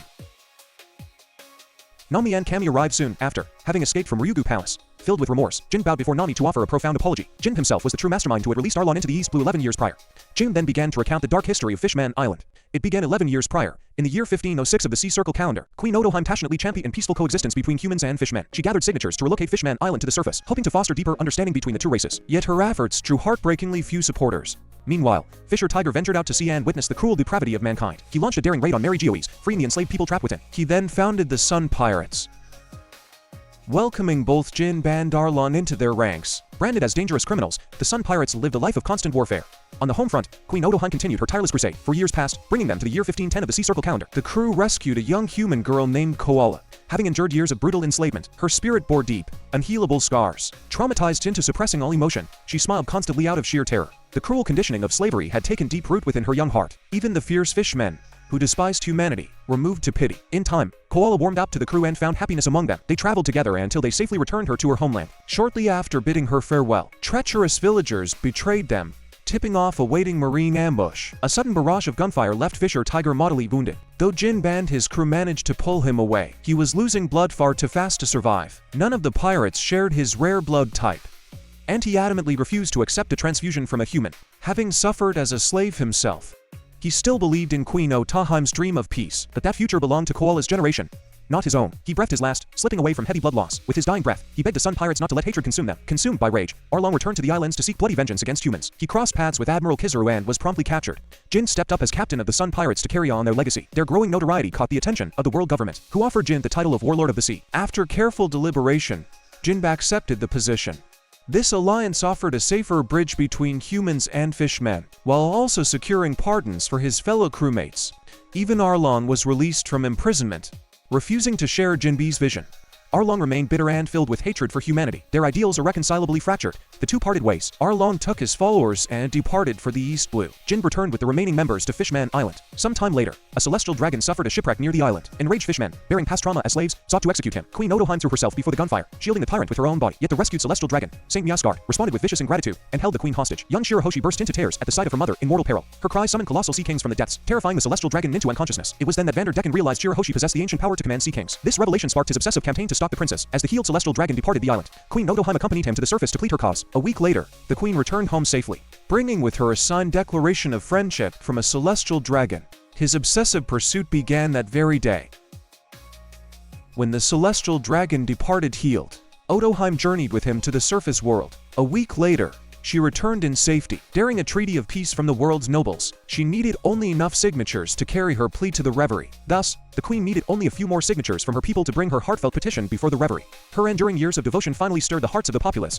One by one, citizens stepped forward to submit their signatures, answering the queen's tireless efforts with their own. Just as her grand vision seemed posed on the brink of triumph, a devastating fire broke out within the voting box. Rushing desperately to rescue the petition, Otoheim was struck down by a sudden bullet. When Jin arrived at the tragic scene, he found Hody, or Royal Gar, standing over the assassin, a human pirate who had already been shot dead. All of Queen Otoheim's tireless labor to bridge the chasm between their worlds was instantly undone. Yet her valiant sons resolved to inherit their mother's dying will and begin anew. Through relentless perseverance, they carried her dream forward to this very day. Hearing the tale, Luffy and his crew gained a profound understanding of the sorrows shadowing Fishman Island. At that very moment, Hody's voice echoed across the kingdom through a nationwide broadcast. He proclaimed the dawn of a terrifying new dominion, announcing public executions for King Neptune and the three Straw Hat interlopers. Fire burned in Luffy's eyes as he resolved to settle the score with Hody once and for all. Jin intervened with a steady hand, halting him just in time. He laid out a meticulous strategy for the crew. Jin would slip away to rescue King Neptune and feign defeat, while the others infiltrated the palace to retrieve the stolen letters of the celestial dragons. Another squad would venture forth to liberate Zoro and his imprisoned comrades. Once the stage was set, Jin would signal Luffy by crying out for help. This calculated ruse would lead the citizens to believe the Straw Hats fought alongside Jin against Hody's tyranny. Only then would the Straw Hats emerge as the kingdom's saviors. This choreography would grant their battle against Hody righteous legitimacy in the eyes of the realm. Above all, a successful uprising would leave the citizens of Fishman Island looking upon humanity with newfound warmth. Meanwhile, the ruthless Hody suffered a grotesque bodily mutation from his relentless abuse of forbidden drugs. Empowered by this monstrous new form, his strength swelled to terrifying heights. With effortless cruelty, he crushed the royal forces beneath his heel. Even the mighty royal princes crumbled helplessly before his newfound might. Elsewhere, Jin and Princess Shirahoshi set forth in accordance with their secret plan. Yet a wicked trap awaited them, dragging them into captivity before Hody's throne. Believing every obstacle had finally been swept from his path, Hody brazenly confessed a dark truth that he alone had murdered Queen Otoheim years ago, casting the blame upon a wretched human pirate. His foul design was to reignite the ancient hatred burning between humans and fishmen, allowing him to seize absolute dominion over the land and slaughter every living human. Yet, in truth, Princess Shirahoshi had harbored this secret knowledge all along. Her loyal pet shark, Megalo, had witnessed the assassination firsthand and whispered the truth into her ears. Bound by a solemn promise to her fallen mother, Shirahoshi swore never to yield her heart to vengeance, no matter who had stolen her life away. Thus, the gentle princess had guarded this heavy secret in solitude. Hearing her silence, Hody mocked her staggering innocence with cruel laughter. He raised his executioner's blade to end King Neptune's life. Confronted by such an abyss of despair, the trembling populace learned the horrifying truth. They whispered among themselves that if Hody's reign was truly inevitable, perhaps it were better if Luffy and his crew wiped them all from existence. In desperation, the citizens raised their voices, a collective cry for the Straw Hat Captain. Answering the desperate pleas of the populace, Luffy burst forth from Megalo's belly and shattered Hody's jaw with a single, thunderous kick. At the same time, Nami and Robin recovered the Celestial Dragon letters and keys, freeing King Neptune and the princes. Across the plaza, the remaining Straw Hats arrived aboard the Thousand Sunny. The legendary crew stood united at last. They clashed against Hody's new Fishman pirates to safeguard the shared future of humanity and fishkind. The Straw Hats numbered barely a handful against an army of 100,000 foes. Yet mere numbers meant nothing before true strength. Luffy unleashed a devastating wave of conqueror's haki. A fierce gale of pure willpower swept the plaza, dropping half the enemy host unconscious in an instant. Washed over the onlookers at such staggering power. Yet countless foes still remained upon the battlefield. The moment had arrived to unveil the fruits of their 2-year trials. Each member of the Straw Hat crew stepped forward, transformed by remarkable growth. Hody unleashed his secret weapon, summoning the colossal kraken into the fray. Yet the moment the beast laid eyes upon Luffy, terror overrode its master's commands, turning the giant squid into a loyal ally. The remaining throngs were swiftly swept away by the fury of the crew. The battle shifted toward Hody's elite officers. Every single Straw Hat demonstrated breathtaking prowess.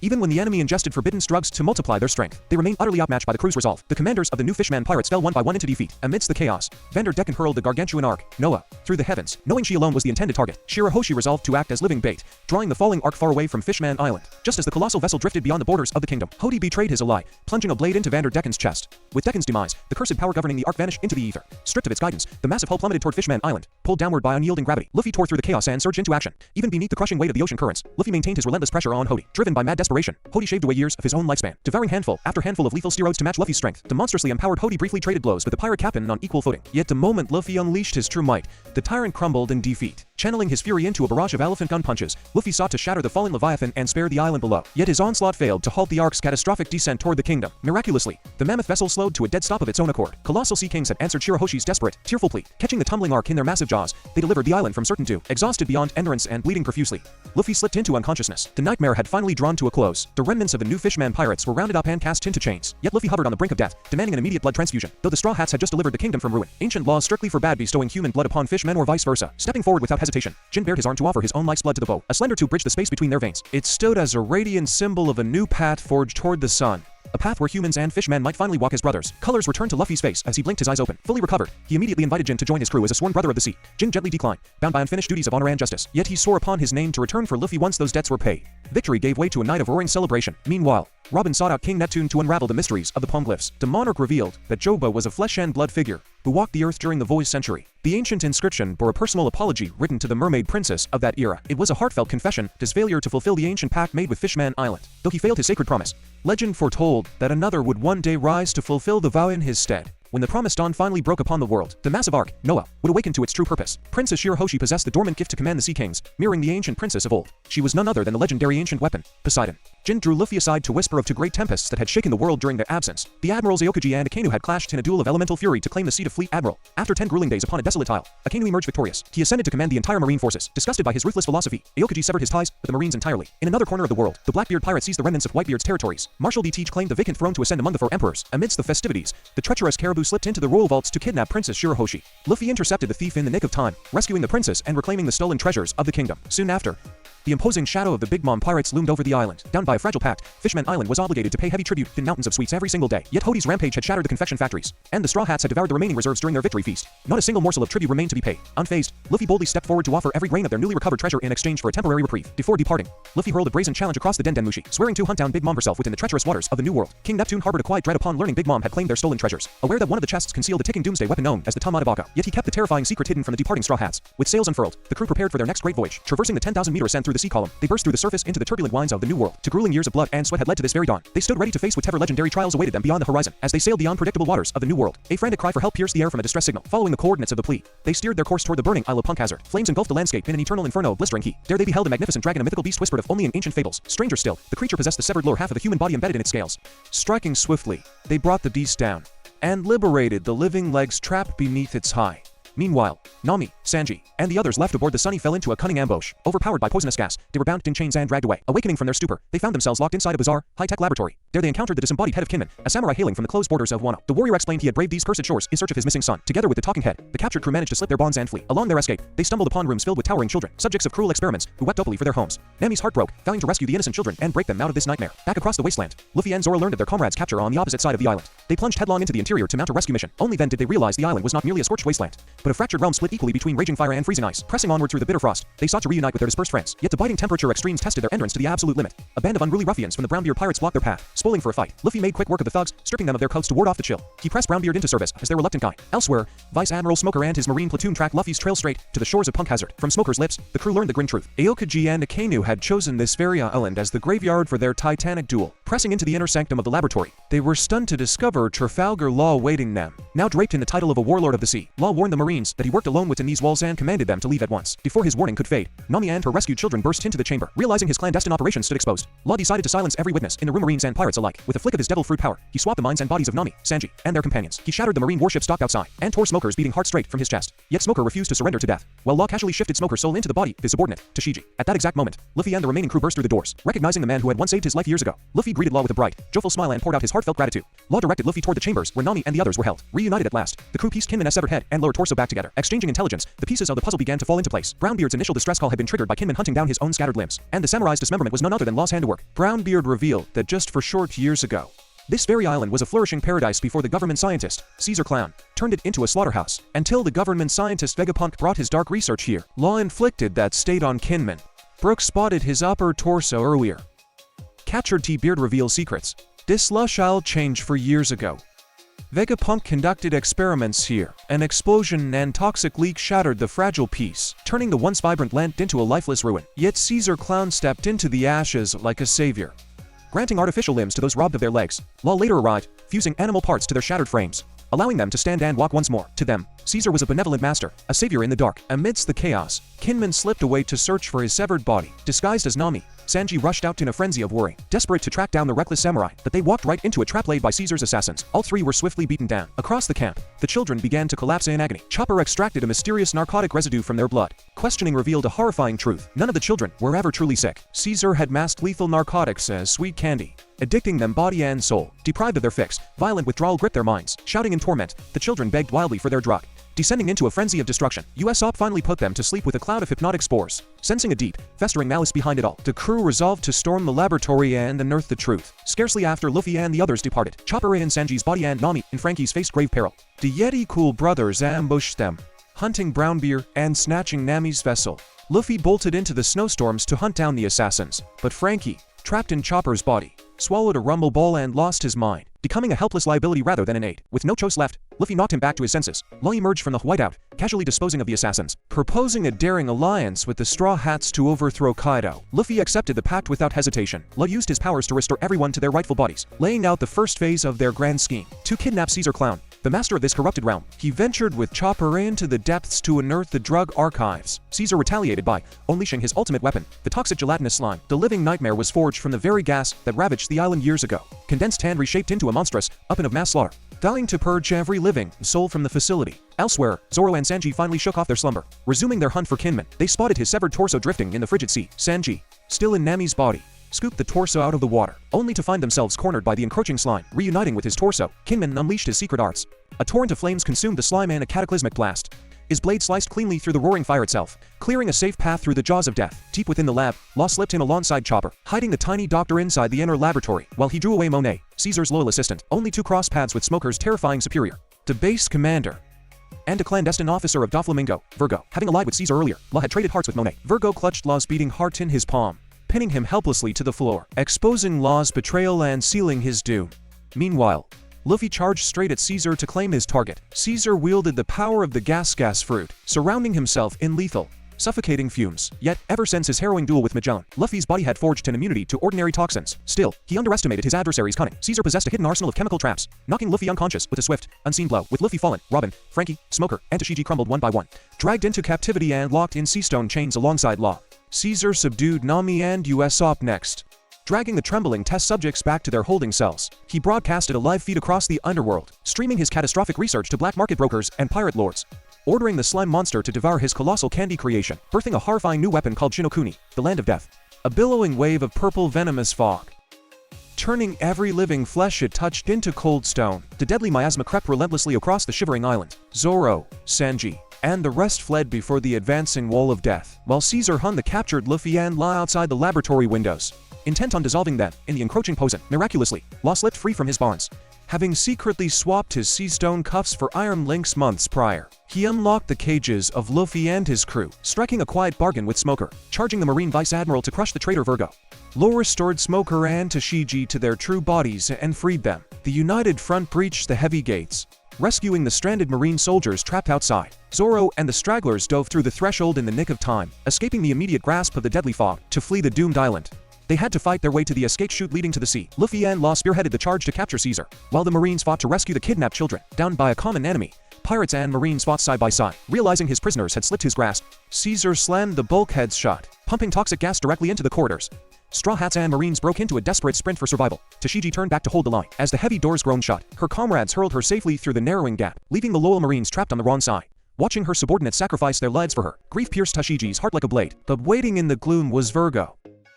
Virgo struck down Tashigi and her remaining troops, without mercy. Sanji arrived in the nick of time to challenge the monster. His leg bone snapped under the sheer weight of Virgo's blow, yet he refused to yield an inch. Word reached them that Law had dismantled the SAD production room. Panic flashed across Virgo's face. She abandoned Sanji, racing desperately to stop Law before it was too late. Holding Law's heart, Virgo crushed his spirit and rendered him helpless. Smoker stepped into the fray, burning with fury at Virgo's betrayal.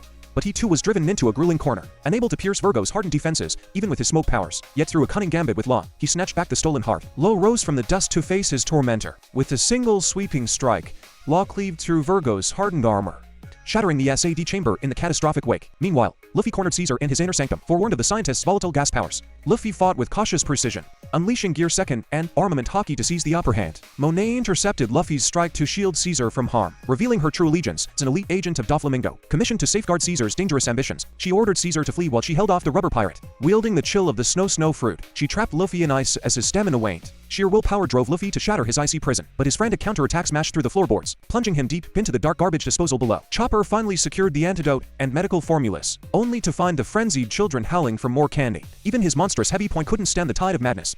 Nami and the others arrived just in time to reinforce him, but Monet blocked their escape route with a blizzard of malice. Zoro stepped forward to face the Logia-class terror alone, yet he stood entirely defensive, refusing to swing his blade against a woman. Monet sneaked a haughty grin, confident in his chivalrous code, until Tashigi burst through the snow with her troops, taking over the fight to test her resolve against the Harpy. Tashigi struggled fiercely, overwhelmed by the chilling odds. At the brink of defeat, Zoro intervened. A single glare of killing intent froze Monet in terror before he cleaved her in two, striking without an ounce of haki. As Monet hesitated in shock, Tashigi delivered the final blow. Toxic gas began leaking into the chamber. Zoro hoisted Tashigi over his shoulder and bolted after the fleeing group. Ahead of them, the children chased after Mocha, who clutched the remaining candy. Mocha was the only child whose mind had cleared of the drugs fog. Realizing she could no longer outrun the maddened horde, she swallowed every single piece of poison candy herself. Blood stained her lips as she collapsed to the cold floor. The children halted in horror at the tragic sight of their friend. Seizing the moment, the crew pinned the children down and injected the sedatives. Chopper rushed to administer emergency aid to save Mocha's life. Deep in the subterranean pit, Luffy regained consciousness, stumbling across a tiny dragon named Momonosuke, who had fallen victim to the same cruel deception as the children. After consuming a mysterious devil fruit that turned him into a beast, he overheard Caesar plotting to use the children as disposable test subjects. Determined to warn his friends, he hid inside a rubbish bin and tumbled down the chute. Fury boiled inside Luffy upon hearing the wicked scheme. Dying to drag Caesar down from his throne of lies. Carrying Momonosuke on his back, Luffy scaled the ruins back to the surface. He found Caesar tormenting Brownbeard, who had dared to demand answers, treating his loyal pawn with cold, mocking cruelty, fueling Luffy's rage to a boiling point. The arrogant scientist boasted of his illicit experiments and his role in manufacturing artificial devil fruits for Doflamingo's syndicate, threatening that crushing him would invite the wrath of the underworld's titans. Luffy brushed off the warnings and sent Caesar flying with a single punch. Realizing he was hopelessly outmatched, Caesar absorbed the entire mass of the Land of Death gas into his own body, transforming into a towering, nightmarish abomination. But Luffy shattered his monstrous form with a devastating grizzly magnet imbued with haki. With the battle won and allies gathered, the survivors prepared to flee the doomed laboratory. Kinman raced back into the smoke to find Momonosuke, only to be caught in the toxic mist and turned to stone. Unbeknownst to them, Monet still drew breath. Acting on Doflamingo's final command, she crawled toward the detonation switch to blow the island sky high. Her finger hovered over the trigger before she collapsed. Law had secretly switched Monet and Smoker's hearts beforehand, tricking Caesar into piercing his own ally's heart, saving them all by sheer irony. Slew Monet instead, inadvertently saving everyone. Doflamingo's reinforcements arrived simultaneously, clashing with Frankie guarding the Sunny. Seeing Luffy's group emerge from the lab, they seized Caesar and fled into the night. Nami and Usopp seized their moment to strike. Together they trapped the trio in sea stone chains. The perilous ordeal finally drew to a close. The heavy task of mending wounds now waited. The shattered stone flaked away, reviving Kinman.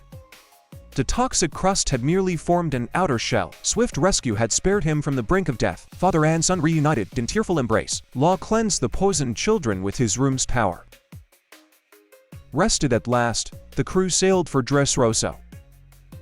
Doflamingo returned to find only severed heads.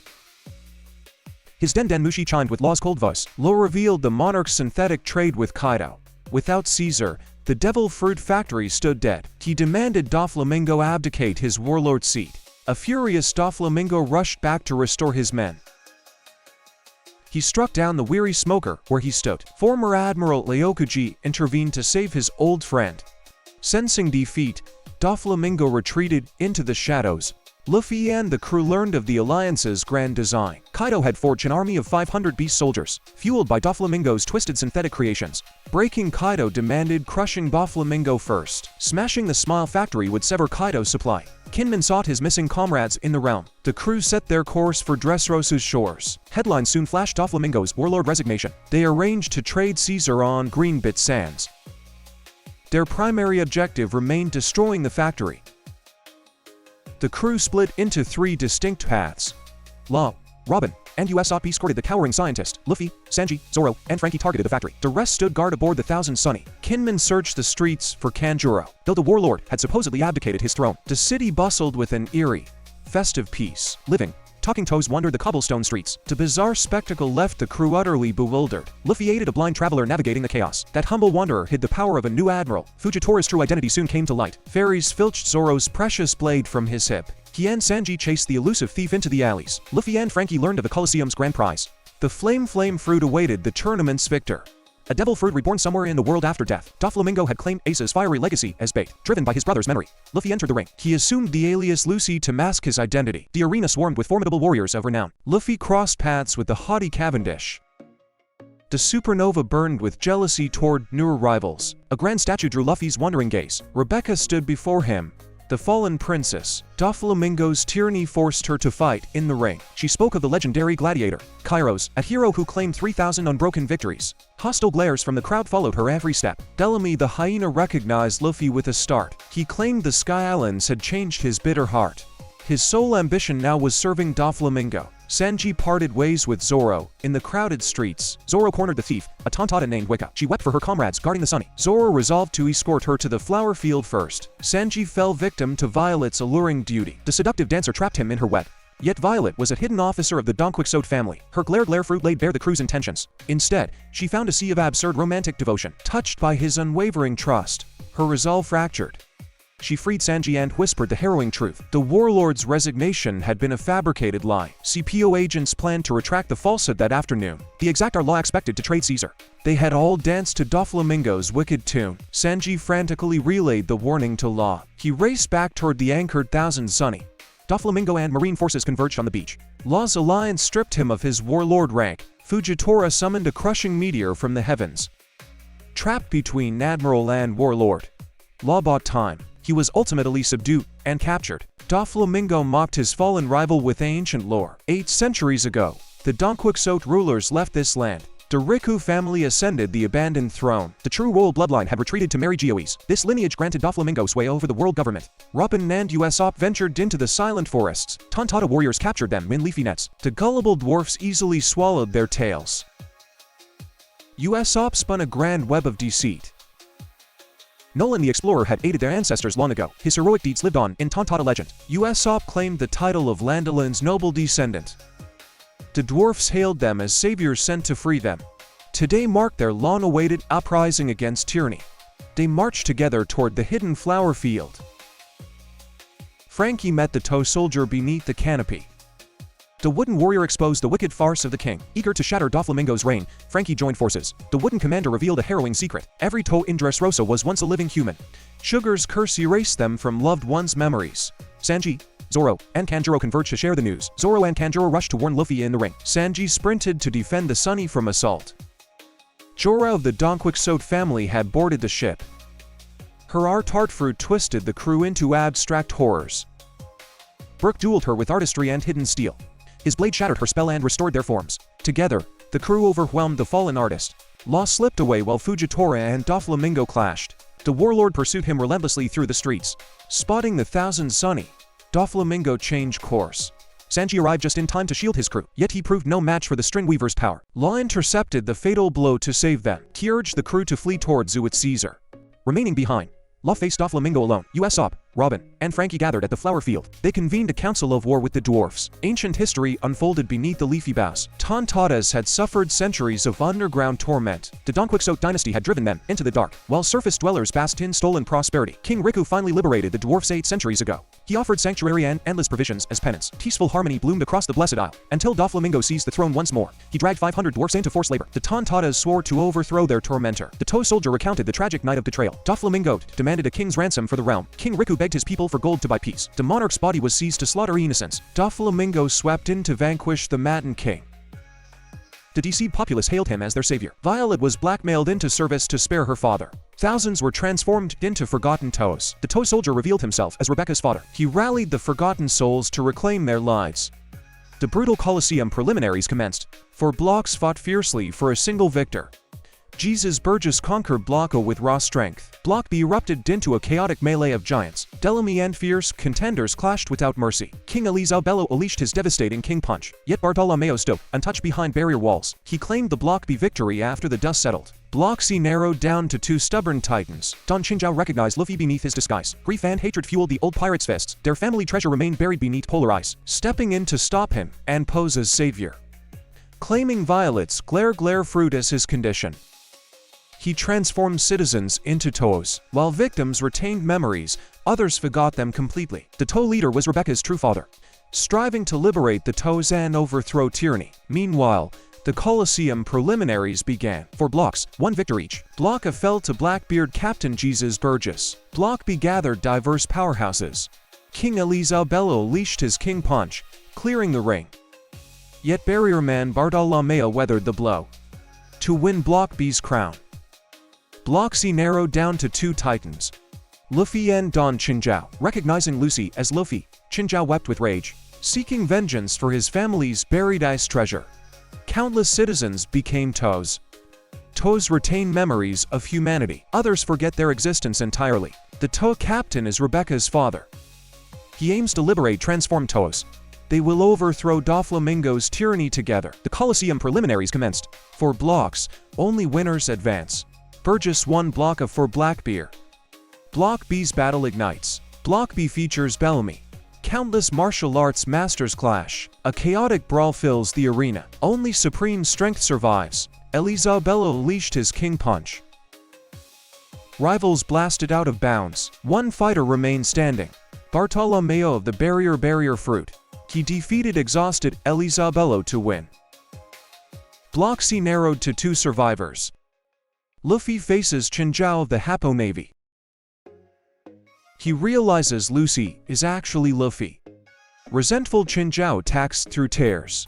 Their family treasure lies within ice. Only his drill-tipped head could pierce the crystalline vault of the Jade Cold Mount, yet that hardened crest had been flattened by the heavy fist of Luffy's grandfather, Garp. Robbed forever of those fabled riches, a bitter vengeance against Garp took root within his soul. Hearing this tale, Luffy could only offer a helpless sigh, bracing himself to strike him down. At last, unleashing the crushing fury, his Star Elephant gun, he shattered Chinchao's defenses, and with that thunderous blow, hammered his legendary conical crown back into shape, claiming absolute victory within the arena's searing sands. When the dust settled, Chinchao bowed low, offering his heartfelt gratitude to Luffy. Cavendish, discovering Luffy's true identity, hurled himself forward with the blade thirsting for challenge. Trailing close behind came Bartolomeo, the Straw Hat Crew's most fervent and devoted acolyte. Their frantic pursuit blurred the plaza into a swirling vortex of chaos. Seizing the fleeting moment, Rebecca slipped in to shield Luffy from the storm, guiding him into a shadowed, empty alcove to share a quiet meal apart from the world. Yet that sanctuary concealed a poison trap, spun with rogue gladiators to end Luffy's life. Naturally, Luffy brushed their blades aside with effortless ease, subduing Rebecca in a breath. Rebecca whispered of the rising storm, where the living toes would strike down Doflamingo this very day. She sought the flame fruit to lend her blade to the wooden soldier's crusade. Her mother had once worn the crown as the true princess of this blighted realm, until Doflamingo seized the throne through treachery and blood, claiming her mother's life and driving Rebecca into a relentless, endless exile. Only the Toe soldier stood as her shield, walking beside her through freezing winters and scorching gales. Yet the blind subjects, ignorant of the truth, cast stones of hatred upon Rebecca's name. In the dark abyss below, the fallen warriors were cast into a subterranean wasteland of broken relics. Among the weeping shadows wandered the exiled King Riku, masked in disguise. Before their eyes could weep, their living flesh hardened into silent, unfeeling tin. Stripping away even the command over their own limbs, the arena's brutal block battles commenced once more, drawing Rebecca into the fray. Alongside Cavendish, whose heart still burned with a smoldering grudge against Luffy. Amidst the flashing steel, Rebecca moved with breathtaking grace and iron resolve, until Cavendish, mid-stride, succumbed to a sudden, heavy slumber. From his sleeping shadow awoke a merciless alternate soul, reaping the arena's masters like wheat. Only Rebecca's blade stood firm against the tempest of his fury. The storm subsided as quickly as it arose, and Cavendish slipped back into peaceful sleep, leaving Rebecca standing alone upon the bloodstained stage. And thus, she claimed the crown of her block with quiet triumph. Across the scattered wines, the Straw Hat crew wove their secrets through the Den Mushi. Frankie laid bare the shadow druids and iron grip strangling Dressrosa. Vowing to lend his mighty arm to the Tontada tribe in their war against Doflamingo, Luffy granted his blessing with a fierce grin, bidding them shatter the kingdom into pieces. Yet near the sunny, the dark sails of a Big Mom flagship loomed upon the horizon. Their eyes, too, were fixed upon capturing Caesar Clown. Weighing the shifting tides with Luffy, a desperate pact was forged to spirit Caesar and Momonosuke away to the sanctuary of Zu and keep them safe from harm. Thus, the Straw Hat Alliance fractured into two paths of fire. Nami, Sanji, Brook, and Chopper bore Momonosuke and Caesar toward the mists of Zu. At that very hour, Doflamingo descended with the captive Trafalgar lawbound in chains. Right before Luffy's stunned eyes, a gunshot pierced through Law's chest. Out of the gathering shadows strode Admiral Fujitora at the head of the Marines. Zoro's blade flashed as he crossed iron with the blind admiral, but after a quiet exchange with Doflamingo, the warlord vanished into the mists with Law. As Luffy turned to leave, a familiar silhouette blocked his path. None other than his brother Sabo, long mourned as dead beneath the ashes of years past. Now bearing the heavy mantle of Chief of Staff for the Revolutionary Army, returning to this cursed soul solely to lend his strength to Luffy, he would take Luffy's place upon the blood-soaked stage and claim the flame fruit, leaving Luffy free to chase down Doflamingo without a single lingering shadow. Their strategy aimed first to shatter the chains of the toes trapped beneath the House of Toes, slipping through hidden veins to strike their true prize, the executive sugar. Wielding the curse of the hobby fruit, she turned every soul she touched into a silent toe. Do not let her fragile, youthful visage deceive your eyes. It is merely the cruel shadow cast by devil fruit's toll. Beneath that porcelain skin beats the heart of an ancient crone. Guarding the kingdom's darkest secret, she stood as their most precious pillar, shielded closely by Treble, master of the sticky fruit and supreme executive. If terror could strike her senseless, every cursed toe would reclaim their human form. Thus, the assault was whispered among the shadows as the sop, while Frankie hammered upon the front gates of the House of Toes to draw the lion's gaze, clearing the path so the silent strike could unfold unseen. Simultaneously, the thunderous finale of the Colosseum tournament erupted, for block champions collided with Diamante of the Donquixo family, wielder of the Flutter fruit. High above, Violet guided Luffy, Zoro, and Kanjuro through the hidden veins of the royal palace. Pika, supreme executive of the stone fruit, rose from the earth to bar their passage, melding his flesh with ancient stone.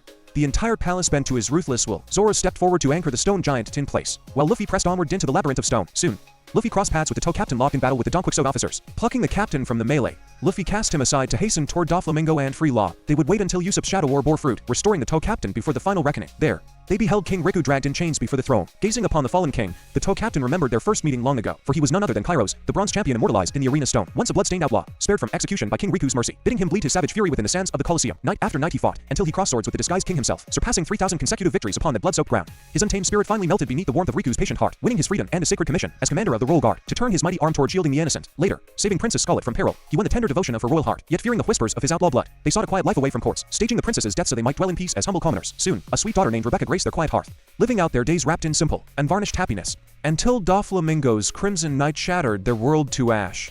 He plunged into the burning palace to shield his sovereign, only to find his limbs clamped in an unyielding trap. Without a moment's hesitation, he severed his own leg to charge Doflamingo, yet he fell before Sugar's cursed touch, transformed into a voiceless toe. In that weeping second, King Riku swept him away from the jaws of death. He rushed to find Scarlet at their appointed rendezvous, but Scarlet's mind had already erased his memory from the world. Even the sacred promise of their love had faded into mist. Before his eyes, Diamante's cruel blade snuffed out her breath. That single evening hurled his entire existence into the burning depths of hell. Down in the shadows, the soft mission finally took its desperate breath. Frankie battered his way into the iron belly of the toy house, standing alone against a tide of Donquixo officers and warring marines in a fight to the death, until overwhelming numbers crushed his frame and silenced his defiant roar. Meanwhile, Usopp's stealthy crusade walked upon a razor's edge. Their cunning trap relied on feeding Sugar a fiery, ultra-spicy grape disguised among her favorites. But Treble's sticky snare snared their limbs before the blow could fall. The Tontada warriors fell one by one, and even Robin was twisted into a helpless toe. At last, Usopp's defenses crumbled into the dust. Seeking to break his spirit, Sugar forced the burning, poison grape down his throat. As the agonizing fire scorched his tongue, Usopp shrieked tore through the air. That grotesque, distorted face struck such primal terror into Sugar's heart that she fainted dead away. In an instant, every toe on the island burst back into flesh and bone. Their grand operation was crowned with glory as the toes reclaimed their human warmth. Doflamingo's rotting empire began to crack beneath the glare of day. Tears of boundless worship rained down upon Usopp's bruised form. To them, he stood as a god descended from the heavens to break their chains. They rallied around Usopp with fierce devotion, joining hands with the Straw Hats to tear Doflamingo's throne down to the dust. Back within the thunderous bowl of the Colosseum, Rebecca's memory awoke,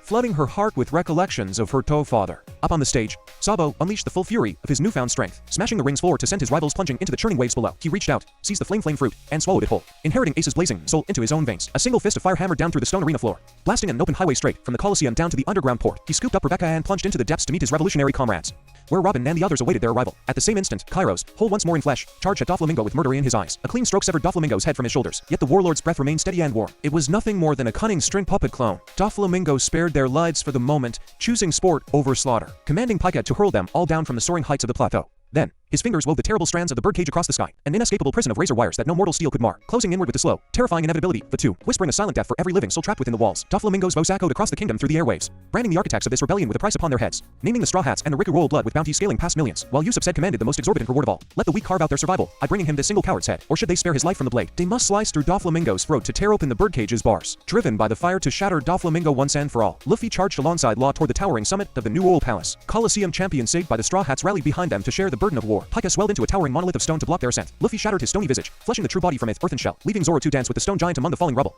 Meanwhile, the Marines closed their net to hunt down Luffy, only for Sabo to materialize like a guardian spirit before their ranks. Though standing alone, he moved with the unstoppable might of a god of war, striding through the enemy vanguard as if plucking fruit from a quiet bough. His clash with Admiral Fujitora shook the very heavens and split the earth. Yet Sabo saw through the veil, knowing Fujitora had held back his true fangs. The blind admiral carried a quiet rebellion blooming within his own chest. He looked with favor upon the path carved by Luffy and his crew. Yet bound by the iron cloak of his rank, he could not openly lift a blade for pirates, casting his fortune upon a dangerous roll of the dice, placing his silent stake upon the survival of these reckless outlaws.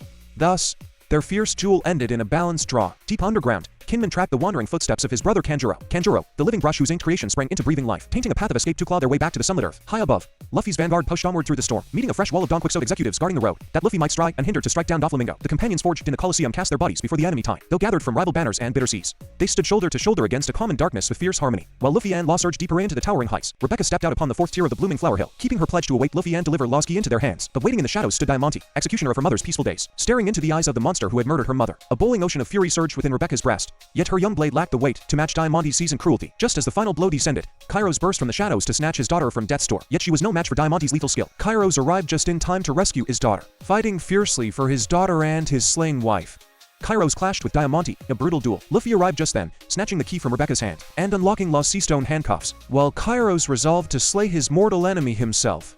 Kairos turned his blade toward Diamante, fighting for the memory of his fallen wife and his beloved daughter. Just then, Luffy arrived like a sudden storm, snatching the key from Rebecca's trembling palm, severing the cold sea-stone cuffs that bound Law in chains. While Kairos remained behind to reap his vengeance in blood, Luffy and Law pressed onward, climbing higher into the looming fortress, unaware that Sugar's pale shadow was already creeping up behind them. Far below, Violet's weeping gaze scanned the sprawling halls through the eye of her devil fruit, spotting Sugar's sudden awakening like a phantom rising from the dead. Knowing Luffy and Law remained ignorant of her terrifying curse, Usopp feverishly prepared to hurl his sniper's wrath across the yawning gulf, bidding Kanjuro sketch a shell born from a desperate prayer, and leaning upon Violet's sight to anchor his distant aim, trusting the ancient instincts of his sniper's blood to guide the iron true. In that breathless silence, his observation hockey finally bloomed like a lotus in the dark, feeling the faint, trembling pulse of their breath across the wind. He loosed his furthest shot, sending the whistling missile soaring through the sky, driving the grotesque, mocking visage of his own face straight toward the target. When Sugar's eyes beheld that painted nightmare once more, the buried ghost of terror clawed open her mind, casting her senseless into the dark. Thus, in silence, Usopp claimed his glory, shielding Luffy and Law from the jaws of fate. Across the battered arena floor, the rebel champions clashed with the Don Quixote officers. Old Chinjao's grandson, Sai, locked blades with Baby Five, wielder of the arm's fruit, her broken heart hungered only to fulfill the whims of anyone who called her name, twisting Sai's harsh words into a desperate delusion that he desired her as a bride. Baby Five offered her very soul upon the altar of his command. Dumbfounded by her sudden devotion, Sai floundered in a sea of confusion, until exasperation choked his throat, and he bade her go and die. To his horror, the tragic maiden raised her own weapon to obey his fatal wish. At the same moment, the patriarch Chenjiao roared his fury at this mockery of a match, raising his legendary drill-headed technique to strike Baby Five down. Tanic lending wings to his feet, Sai threw himself between them, shattering his grandfather's conical crown with a single thunderous kick, and staying the cold steel of Baby Five's self-inflicted doom. Defeated, the old warlord smiled through his tears, proud to see his blood outgrow his own shadow. Yet the battlefield offered no tender pause for familial warmth. Laoji struck from the blind shadows, driving the patriarch down into the dust. Burning with fury for his fallen kin, Sai launched himself into a war of ire, uncorking his ultimate technique to shatter Laoji and claim Baby Five's hand in sacred vows. The towering giant Hadruden faced Macvise, wielder of the Tun fruit. The crushing mountain of flesh pressed the giant down with unbearable weight. His massive limbs transformed from weapons into a helpless target for the blow. Yet the bitter memory of his years as a voiceless still burned within his marrow. Remembering the straw hats who had plucked him from the abyss, he swore to repay them with his dying breath. Slowly, agonizingly, the giant dragged his broken frame back to his feet, unleashing the heroic roar of his spear against Macvise's crushing tonnage. Ignoring the snapping of his bones, sheer iron will carried him through the agony, hurling Macvise backward like a falling star until he shattered against the iron birdcage. Another Don Quixote officer, Deliner, prowled the field as a nightmare of teeth and blood. Born of hybrid blood, half human and half fishman, he tore through the Colosseum elite, sweeping Suleiman from his path and goring the tactician Dagamo with his horns, crushing the long-arm warrior Adio into the earth with a savage bite. Yet while he strutted in triumph, drunk on the scent of slaughter, Cavendish's sleeping demon awakened, cutting the braggart down in a single phantom stroke. Amidst the chaos, Cavendish and Bartolomeo wrestled with Gladius of the Pop-Pop fruit, but Cavendish's madness spared no friend or foe in his path of silver destruction, even lashing out at Robin as she crossed the courtyard, only to be effortlessly pinned by her hands. Driven to desperation, Gladius triggered the explosive doom within his own flesh, spitting a blinding rain of poisonous needles across the courtyard toward Robin, a blasphemy too dark for the Straw Hat's most devoted acolyte to endure. Bartolomeo hurled his shimmering barriers around the detonating monster, drinking the full fury of the blast and every poison thorn into his own flesh. Staggering back to his feet, with a defiant grin, the thought of his idol, Luffy, breathed a raging fire back into his soul, firing a barrier pistol born of Luffy's own technique to blast Gladius into defeat. Above the fray, Robin reached the blooming tranquility of the 4th tier, wrapping Rebecca in her protective embrace to shield her from the storm, so Kairos could plunge into battle unburdened by fear for his daughter's life. Yet Diamante, supreme executive of the Don Quixote family, remained a terrifying foe, unleashing a spiked, iron ball of fluttering ruin that crashed mercilessly into Kairos' broken frame. Yet the fierce love for his child dragged the warrior back from the brink. Surging with a mother's grace and a father's fury, he finally shattered Diamante's defense. Below deck, Frankie locked horns with the brooding executive Senior Pink to break the Smile Factory. To harden brutes cast aside clever tricks and secret arts, trading heavy fists blow for blow in a brutal contest of unbreakable wills. Each man battered into a bruised and bleeding ruin, until Frankie weathered Senior Pink's devastating, earth-shattering suplex. The cyborg stood victorious as his rival finally crumbled to the earth, beneath the ridiculous infant spawn and beat a heart scarred by a tragic sorrow. After their infant son perished, his grieving wife's laughter withered away to nothing. Only the silly pink cap could coax a single fleeting smile back to her lips, and so, to keep her phantom joy alive, he wore his shame like armor, shedding silent tears in the heat of battle for the love he carried. Frankie recognized the heavy nobility hidden beneath the absurdity,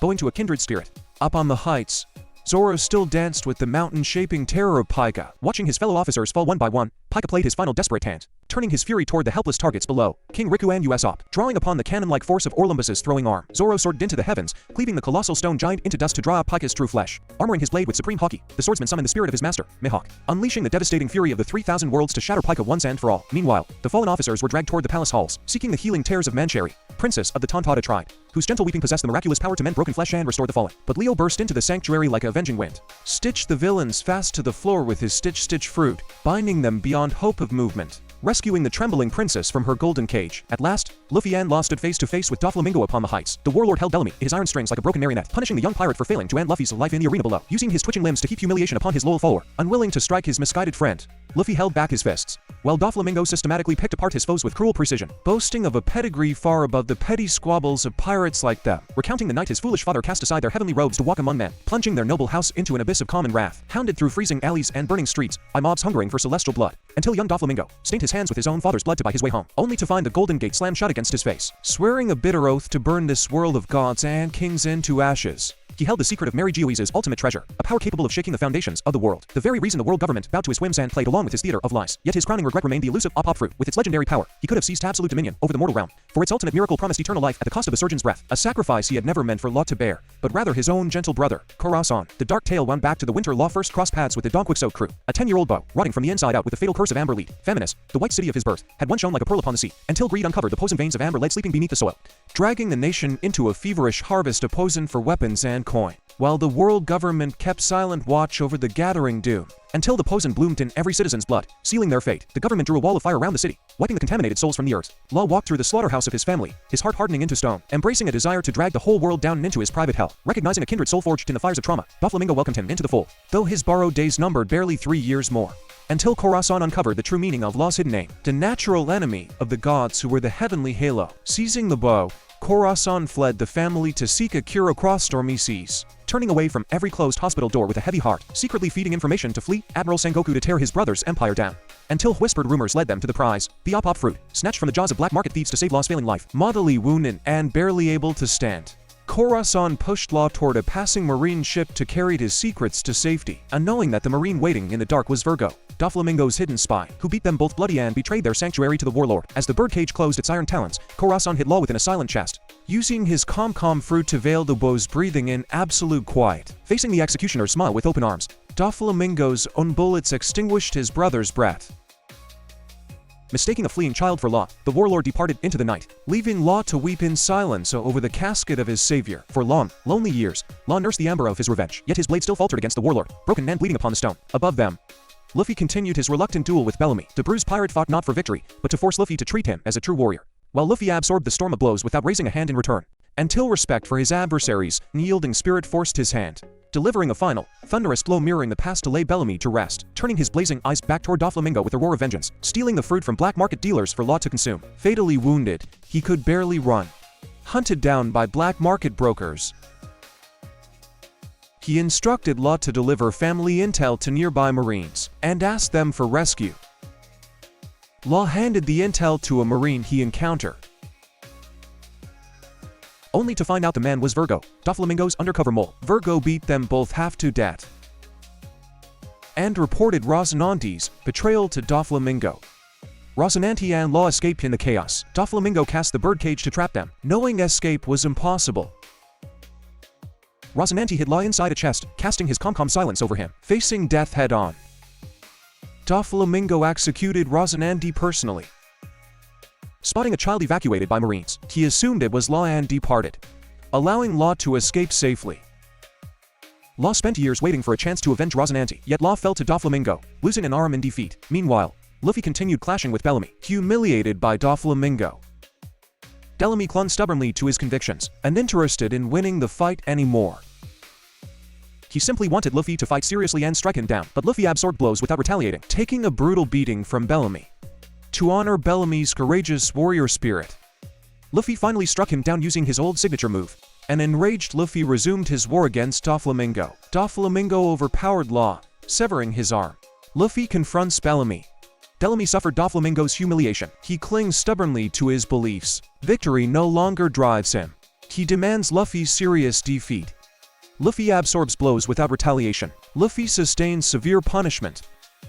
Respecting Bellamy's warrior spirit, Luffy strikes back to end it. Enraged Luffy attacks Doflamingo anew, but Doflamingo easily deflected every single attack. Law suddenly leapt forward, striking him with his Gamma Knife technique. He then followed up with a fatal blow straight to the heart. Yet beyond all expectation, Doflamingo rose back to his feet. He used his string fruit powers to stitch his wounds from within.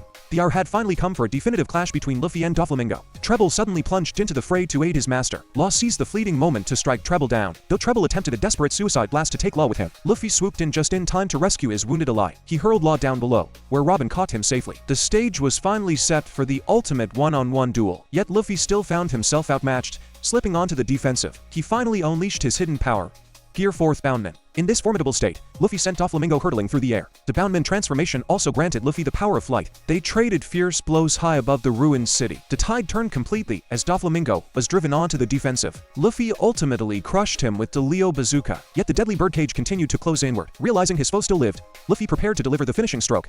His body suddenly gave out, leaving him utterly paralyzed on the ground. The Gear 4th state left him helpless for 10 full minutes. He desperately needed someone to shield him during this vulnerable window. Guts, the arena announcer, carried Luffy away from danger. Meanwhile, the others fought to buy precious time. Standing resolutely against the unstoppable Doflamingo relentlessly accelerated the contraction of the birdcage.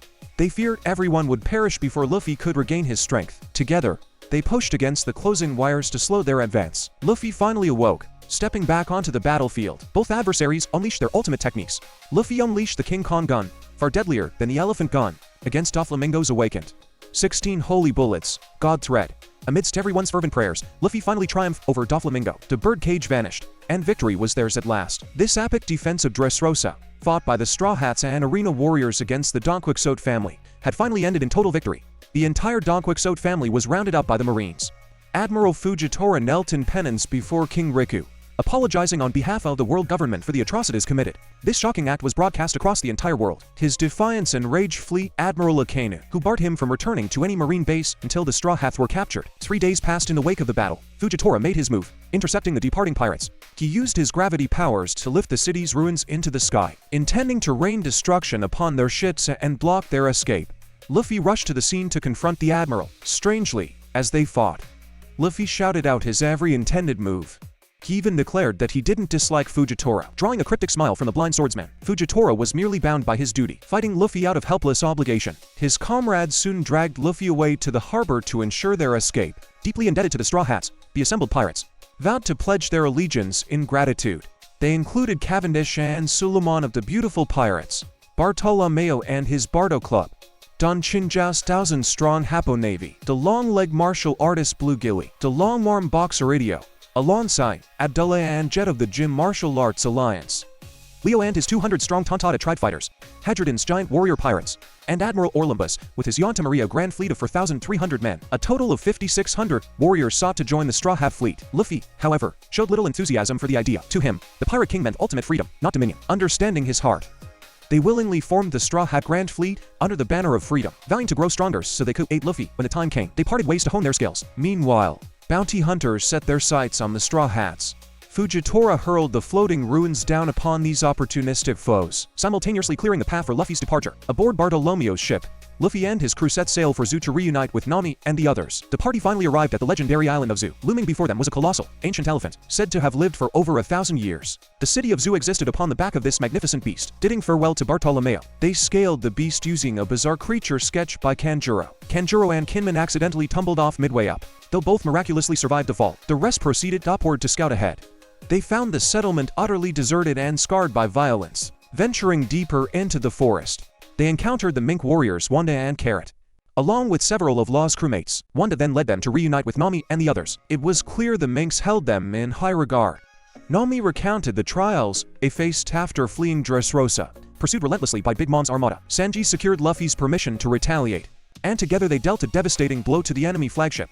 Quickly shaking off their pursuers, they reached to the very next day, several days prior to the present. Yet they found the island already laid to waste upon their arrival. Amidst the tale, the realm's ruler, Duke Inuarashi, awoke and requested an audience. The nation was governed by two distinct sovereigns, Duke Inuarashi, ruler of the day, and Master Nikomo Mushi, ruler of the night. Bitter enemies who clashed on sight, they shared the throne by dividing the hours of rule. They were finally brought before Duke Inuarashi. Wanda recounted the tragic events that befell Zoo prior to their arrival. 5 days before Nami's party landed, Jack, one of the 3 disasters under the Yonko Kaido and a bounty of 1 billion berry, arrived demanding the surrender of a Wano samurai named Reizo. The minks deny any knowledge of such a man, sparking a brutal conflict born of refusal. Jack and his subordinates unleashed wanton destruction across the land. Duke Inuarashi swiftly joined the fray to halt the onslaught. His formidable prowess matched Jack blow for blow without yielding. As day transitioned into night, Inuarashi ceded the field to preserve their strength through shifts, yielding the fight to Master Nikomo Mushi. Nikomo Mushi was a fierce warrior who met violence with relentless fury, matching the enemy's terrifying strength. When morning broke, Inuarashi resumed his place in the endless duel. The merciless battle raged on for 4 unbroken days, and despite fresh reinforcements swelling the enemy's ranks, the minks steadfastly maintained the upper hand, until Jack deployed Caesar's deadly chemical weapon on the 5th day. The noxious gas rapidly blanketed the entire island. The minks collapsed one by one, stripped of their strength. The invaders subjected the helpless populace to unspeakable cruelty, relentlessly torturing them for the whereabouts of Reizo. This torment dragged on for a full 24 hours. On the 6th day, the very day Luffy defeated Doflamingo, word reached Jack of Doflamingo's capture by the Marines. Jack abandoned the siege to mount a rescue mission. News soon broke of Jack's defeat at the hands of the Marines, meaning Luffy's victory had unwittingly saved the minks. When Nami's group arrived the day after Jack's departure, they discovered the toxic gas lingering alongside widespread casualties. Learning the poison originated from Caesar, they forced the scientist to neutralize the weapon using his own abilities, and urgently synthesize mass quantities of antidote, saving the entire nation from certain doom. Sanji, however, was nowhere to be found. They soon discovered he had already departed. During their escape from Dressrosa, Big Mom's subordinates caught wind of their destination. Coupled with Pecom's ties to his homeland of Zoo, the enemies quickly tracked them down. Learning of the Straw Hats' benevolent deeds on the island, Pecom's resolved to spare them. Yet Capone Beach, a member of the worst generation wielding the castle fruit, struck him down from behind. Beach then presented Sanji with a formal invitation to Big Mom's tea party and wedding. The groom was designated as Vinsmoke Sanji, 3rd prince of his house, while the bride was Charlotte Pudding, 35th daughter of Big Mom. Using Zeph and the Baratie as hostages, they cornered Sanji to protect his surrogate father and his crewmates. Sanji chose to attend the wedding alone. Beach departed Zoo, taking Sanji and Caesar in tow. The crew visited the wounded Pecoms, who revealed the staggering truth. Sanji's father headed the formidable military empire known as Germa. The wedding was nothing less than a political alliance, meaning Sanji could never return to the Straw Hats. Luffy flatly refused to accept such a fate, vowing to retrieve Sanji the moment Pecoms recovered. Meanwhile, Frankie, Robin, and Brook, knowing the samurai brought ruin to the land, stood guard at the gates to Barkinman and Kanjuro. Yet all 3 guardians drifted off to sleep, allowing the 2 samurai to stroll into Zoo and hinder. Learning of the samurai's arrival, the entire populace of minks flooded the central plaza. Expecting the worst, the Straw Hats braced for disaster, only to watch the minks drop to their knees before the samurai. Reizo was safe, the villagers proclaimed. Not a single soul had betrayed their secret, enduring near extinction to protect him. The loyalty left the Straw Hats profoundly moved. Inuarashi and Nikomo Mushi were revealed as retainers of the Kozuki clan, just as Kinman and Kanjuro served as Kozuki samurai. Momonosuke was the true son of Kozuki Oden, the rightful heir to Kuri. They were then led to the hidden ninja Reizo. Robin also uncovered a crimson road poneglyph within the chamber, for such stones existed in the world, each pointing to a specific coordinate. When all 4 were deciphered and mapped, their intersection would reveal the final destination, Laugh Tale, or realm reached solely by the Pirate King. 3 were accounted for, leaving only 1 lost history. The remaining 2 rested in the hands of the Yonko, Big Mom, and Kaido. Rescuing Sanji offered a golden opportunity to locate the missing poneglyph. They only needed to find and transcribe the text. Kinman shared another staggering secret with Luffy. The enigmatic poneglyphs scattered across the world were crafted 8 centuries prior by the ancestors of the Kozuki family. The art of reading and writing the script had been passed down through generations, only to die with Momonosuke's generation. Of the 4 road poneglyphs, only one's whereabouts remain unknown. The other 2 are in the hands of the 4 emperors, Big Mom and Kaido. So Luffy and the crew can rescue Sanji while also searching for the final road poneglyph. They just need to find it and make a rubbing of the text. Meanwhile, Kinman and the others revealed a major secret to Luffy. The poneglyphs scattered across the world were forged 800 years ago by the Kozuki clan's ancestors. The Kozuki family has always passed down the knowledge of how to read and write this script, but that knowledge was lost with Momonosuke's generation because his father, Kozuki Oden, was executed. To protect his loyal retainers, he was slain by the Wano country shogun and Kaido. The true reason they had been hunted for so long is that Kozuki Oden once reached Laugh Tale alongside the Pirate King,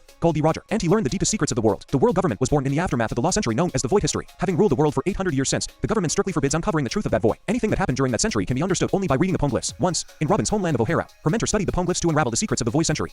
But the government ruthlessly silenced them all. Starting from that tragedy, every trace of the Void Century has been meticulously buried by the world government. As for why the government goes to such lengths to hide this secret, those who know refuse to utter a single word. Kaido sought to extract this vital information from the retainers, yet Kinman and his comrades actually knew nothing of these profound secrets. They have endured this long solely to avenge their fallen lord, and to fulfill Oden's dying wish of opening Wano's borders to the world. Moved by their resolve, Luffy vowed to help them defeat Kaido. Thus, the new ninja pirate Ming Samurai Alliance was born.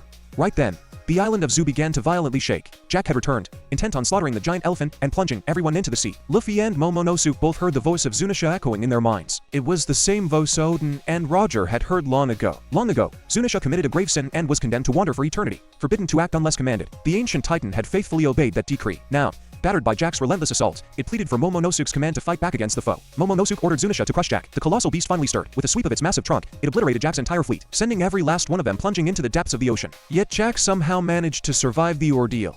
Though cursed by a devil fruit and paralyzed underwater due to his fishman heritage, he could still breathe. After a brief respite, the group prepared for the next phase of their journey. Nico Mamushi set out to track down Marco, the former 1st Division commander of the White-Beard Pirates. Momonosuke and Dogstorm stayed behind on Zu to guard against any renewed attacks from Jack. Luffy, Nami, and the others departed to rescue Sanji. The rest of the alliance headed toward Wano to lay the groundwork for war. Split into 4 separate paths, they set their plan into motion to bring down Kaido. Luffy traveled alongside Nami, Chopper, Broke, Pedro, Carrot, and the wounded Peacocks. They sailed toward Whole Cake Island, the domain of the Emperor Big Mom. Along the way, Luffy ate a poisonous fish and fell deathly ill, hovering on the brink of death. Just then, they crossed paths with Sanji's younger brother, Yanji, and his older sister, Ryu. Seeing Luffy's critical state, Ryu immediately stepped in to save him. She sucked the deadly poison from his body, inadvertently stealing his very first kiss in the process. Revived by her ministrations, Luffy snapped back to life. The siblings soon departed, and Luffy's crew resumed their voyage. T-Com seized the moment to brief them on the layout of Toto Land. It was a nation formed by islands encircling the main isle of Whole Cake Island. Each island was governed by a designated minister. Because of this vast domain, the surrounding seas were known as Toto Land. Soon, they arrived at Cacao Island's chocolate town. Everything within the town was crafted entirely out of chocolate. Luffy and Chopper nearly got arrested after devouring parts of the buildings, but they were rescued just in time by the confectionary's owner, Pudding. Through conversation, they learned she was none other than Sanji's promised bride. She turned out to be a gentle, empathetic, and understanding young woman. Far from turning them away, she pitied their mission to save Sanji. She confessed that despite her fondness for Sanji, she was willing to help them rescue him. She drew a secret path for them to reach Whole Cake Island undetected, and promised to meet them there the next day with Sanji. Meanwhile, back on Whole Cake Island, Big Mom was denied her craving for crocambouche. Driven mad by her eating disorder, she went on a rampage through the capital, destroying everything in sight. In her blind frenzy, she even used her soul fruit powers to slaughter one of her own sons. As the destruction threatened to consume everything, Jin arrived with a fresh crocambouche, quelling her madness and averting disaster. Jin then declared his intention to leave the Big Mom pirates. Big Mom forced him to spin the roulette wheel, demanding the sacrifice of his crewmates' lives in exchange. Seeing through the cruel trap, Jin stepped back. At that exact moment, Luffy and his companions finally reached Whole Cake Island. Broke and Pedro slipped away to hunt for the poneglyph, while Luffy and the others spotted Sanji standing near the shoreline. They immediately went ashore to track him down. Once on the island, they realized Sanji's shadow kept evading them. Drawn deeper into the woods following his phantom, they stumbled into a bizarre trap. There, Luffy encountered an exact double of himself and instantly engaged him in battle. Nami and the others fled deeper into the forest, only to run straight into Big Mom's daughter, Charlotte Broly. Big Mom had already learned of their arrival and dispatched Broly to hunt them down. A user of the Mirror fruit, she could replicate her foe's appearance and abilities. It was Broly who had assumed Luffy's form to lure and scatter them. She swiftly overpowered and captured both Carrot and Chopper. Only Nami managed to escape, eventually reuniting with the real Luffy. Together, they crossed paths with a colossal head buried up to its chin in the earth. This unfortunate soul was Pound, the 25th husband of Charlotte Linlin. He warned Luffy that the island's residents paid a regular tax of their lifespans to live there. Big Mom wielded the soul fruit, granting her absolute mastery over souls. She harvested years of life from the citizens, and scattered those stolen souls across the kingdom, breathing life into inanimate objects to create sentient servants known as homies. Broly's powers allowed her to transform ordinary animals into doppelgangers to deceive intruders. Even the Phantom Sanji, they saw earlier, was just one of Broly's illusions. Outnumbered and outmaneuvered, Luffy and Nami faced an overwhelming disadvantage on every front. Just as they caught their breath, Cracker arrived, one of the 3 sweet commanders of the Big Mom pirates and a son of Big Mom. Charlotte Cracker stepped up to hunt Luffy down. Cracker was furious with Pound for leaking secrets about Whole Cake Island. Pound pleaded that he only wanted a glimpse of his twin daughters, Chiffon and Lola. Nami instantly realized that Lola was the very same marriage-obsessed pirate they had met on Thriller Bark. When Cracker moved to execute Pound, Luffy intervened just in time to save him. Cracker commanded a staggering bounty of 860 million berries, making him a terrifying foe. Luffy's attacks couldn't even scratch his hardened defenses. Driven to extremes, Luffy unleashed gear for and shattered him in two. Yet a living man stepped out from the wreckage, revealing Cracker's true form. To shell Luffy broke was merely a biscuit armor conjured by his fruit powers. With a simple clap of his hands, Cracker could instantly forge another suit. He used his endless biscuit clones to relentlessly drain Luffy's stamina. The brutal clash raged relentlessly from night until dawn. Exhausted to his absolute limit, Luffy finally reverted to normal and collapsed, motionless on the ground. At that critical juncture, Nami swooped in with the homies to rescue Luffy. Nami remembered the Vivre card Lola had given her, inscribed with her mother's aura. It belonged to Big Mom herself. Nami used Big Mom's Vivre card to bend the homies who lived by Big Mom's soul to her will. This bought them precious minutes of breathing room. While waiting for Luffy's haki to recharge so he could resume the fight, Nami devised a clever plan, summoning rain clouds to soften Cracker's hard biscuit soldiers, allowing Luffy to devour the softened biscuits as fast as Cracker could make them. A war of attrition turned the tables, draining Cracker's stamina instead. But Luffy's stomach ballooned to grotesque proportions from eating so many biscuits. Cracker lunged to pierce Luffy's bloated belly with a sword thrust. Luffy activated Gear for Tankman just in time to absorb the devastating blow. Using the elasticity of his bulging form, he launched Cracker soaring across the island. Cracker crashed through countless buildings before finally passing out from the impact. Together, Luffy and Nami triumphed over sweet Commander Cracker. Without taking a moment to rest, Luffy pressed forward. He forced the homie King Bomb to carry them toward the castle in search of Sanji. Elsewhere, Big Mom confronted Caesar Clown. She had long funded Caesar's research to find a way to artificially turn humans into giants, but Caesar knew this was an impossible feat that humanity had failed to solve for centuries. He had merely managed to produce unstable giant children at the risk of their lives. Realizing the project could never be completed, he had previously exploited his status as Doflamingo's subordinate to deceive Big Mom, now trapped on Whole Cake Island with a fully equipped laboratory at his disposal. Failure to deliver results on time meant certain execution. Caesar frantically plotted a way to escape his grim fate. Meanwhile, the Vinsmoke family's mobile nation, Germa 66, arrived at Whole Cake Island. Though recognized as a kingdom, Germa was unique in possessing no fixed landmass. It was a shifting landmass forged by a fleet of dozens of interconnected warships, ruled by the Vinsmoke family, who once conquered the North Blue through sheer military might. Its population consisted almost entirely of male soldiers, who drilled relentlessly day after day, without rest. Sanji finally confronted his father, Judge. He harbored deep-seated resentment from a childhood scarred by familial cruelty. He challenged his father to a duel, but Judge cowardly used ordinary soldiers as a human shield, allowing them to overpower and defeat Sanji. He was then forced to tour Germa's secret cloning facilities. Judge had once been a scientific partner working alongside Dr. Vegapunk. When Vegapunk was arrested and absorbed by the government, Judge fled back in secret to continue their research into lineage factors, using those discoveries to mass-produce the vast clone army of Germa. Every single one of these atrocities filled Sanji with burning disgust. His older brothers, Ichiji and Niji, soon joined the fray. The three brothers ganged up on Sanji just like they used to in the old days, dragging Sanji back into the agonizing memories of his tormented childhood. Enhanced in the womb, his brothers had been engineered into superhuman soldiers. Only Sanji lagged behind his siblings in every physical attribute, falling short even of his sister Ryu. He was branded as a defective failure and the family's ultimate disgrace. The only thing he truly loved was cooking, a passion completely unacceptable to a proud royal father. Pushed past his breaking point, Judge locked Sanji away in a dungeon and announced to the world that Sanji was dead. Even locked behind bars, Sanji endured relentless torment from his brothers, until Ryu could no longer bear it and unlocked his cell, urging him to flee far away from his royal tormentors, to find true friends and never look back. Even as he departed, Judge showed no hint of paternal affection. He merely warned Sanji never to breathe a word of their blood ties to anyone, despising the very thought that Sanji shared his blood, until Ryu intervened, releasing him from captivity and urging him to flee across the seas to find true companions and never return. Even as he departed, Judge disowned him without a shred of remorse, forbidding him from ever acknowledging his lineage, because he viewed Sanji as an absolute disgrace to the family name. Bitter childhood memories resurface. Genetic enhancements spawn superhuman brothers. Sanji lagged behind all three, even outmatched by sister Ryu, branded an absolute failure. Cooking remained his sole solace. Their royal father abhorred this passion. Judge imprisoned rebellious Sanji. The kingdom declared Sanji dead. Captivity invited relentless fraternal bullying. Ryu eventually released him from prison. She urged him to flee far away, find true comrades and never return. Father Judge showed zero paternal warmth. He demanded Sanji renounce their lineage, ashamed to call Sanji his son, and it was precisely this reason that led Sanji to completely reject his family. Returning to the present, the three brothers used Redfoot Zeph of the Barati as a hostage. This kept Sanji from fighting back. Consequently, Sanji was beaten into a pulp by the three of them once again. Even so, he knew that for the sake of his benefactor Zeph, and for his comrades in the Straw Hat crew, he had no choice but to accept reality and return to attend the wedding. Thus, the Vinsmoke family headed to the castle together to meet Big Mom. Along the way, they happened to run into Luffy, who had also rushed there. Unexpectedly, Sanji sent Luffy flying with a single kick. He cursed at Luffy while viciously attacking him, yet Luffy stood his ground without dodging or retaliating, taking Sanji's ultimate attack, Concass, head-on. He finally collapsed to the ground, speaking words he didn't mean. Sanji walked away in silence, weeping softly. Refusing to leave, Luffy told Sanji that he would stay right here and wait for him. If Sanji didn't return, Luffy would starve right here rather than eat anyone else's food. Hearing these words, Sanji wept even more sorrowfully. Afterward, Sanji arrived at the castle and met Pudding, who offered him sweet, understanding comfort. At that moment, with no family and no comrades left by his side, Sanji accepted this gentle girl who showed him such warmth. He resolved to leave everything behind and marry this kind-hearted young woman. She would be his salvation.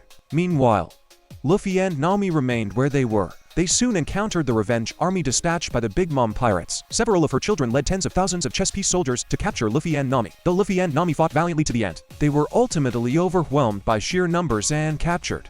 They were imprisoned in the inescapable library of operas. At the same time, Carrot and Chopper, trapped in Brulee's mirror world, created absolute chaos and managed to capture Brule. The mirror world contained mirrors connected to every corner of the outside world. Utilizing Brulee's abilities, they could freely travel through the mirrors. Thus, they searched the mirror world for their missing comrades. Elsewhere, Brook and Pedro infiltrated the castle to steal the road poneglyphs. With security tight, the two decided that Pedro would draw the enemy's fire. Brook would sneak into the treasure room to find the poneglyphs. After defeating the guards of the vault, he set out to make rubies of the poneglyphs. Just as he finished copying all 3 historical texts, Big Mom rushed to the scene and discovered Brook. She actually wanted to capture Brook and keep him as part of her collection. Despite fighting desperately, Brook was no match for Big Mom. He was ultimately captured and added to her collection. On the other side, Pedro confronted Baron Tamago. The two shared a bitter history. 5 years prior, Pedro had brought his friends here to steal the poneglyphs. Discovered by Baron Tamago, Pedro fought him and blinded one of his eyes. As punishment, Big Mom demanded they each forfeit a portion of their lifespans. Thanks to Pecom's intercession, only 50 years of Pedro's life were taken, along with his left eye. Yet Pedro now dared to return to this place of sorrow. Pedro declared he did this to repay the Straw Hats for saving his homeland. He firmly believed they were the ones who would guide the world toward the dawn.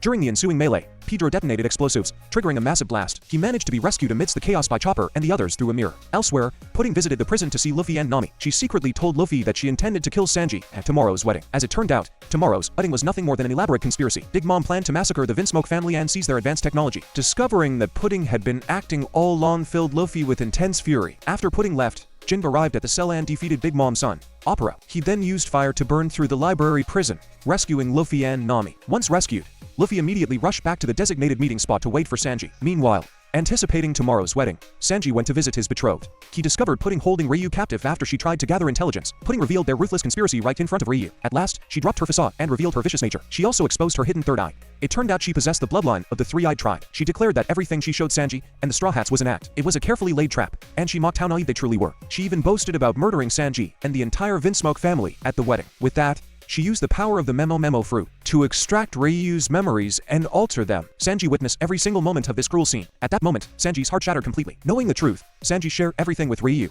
whose memory had just been rewritten. Ryu urged him to flee immediately and not let their mother's sacrifice go to waste. That remained a memory she could never forget. Years ago, back when Ryu was just a little girl, before Sanji and his brothers were even born, they were forced into lineage factor surgery.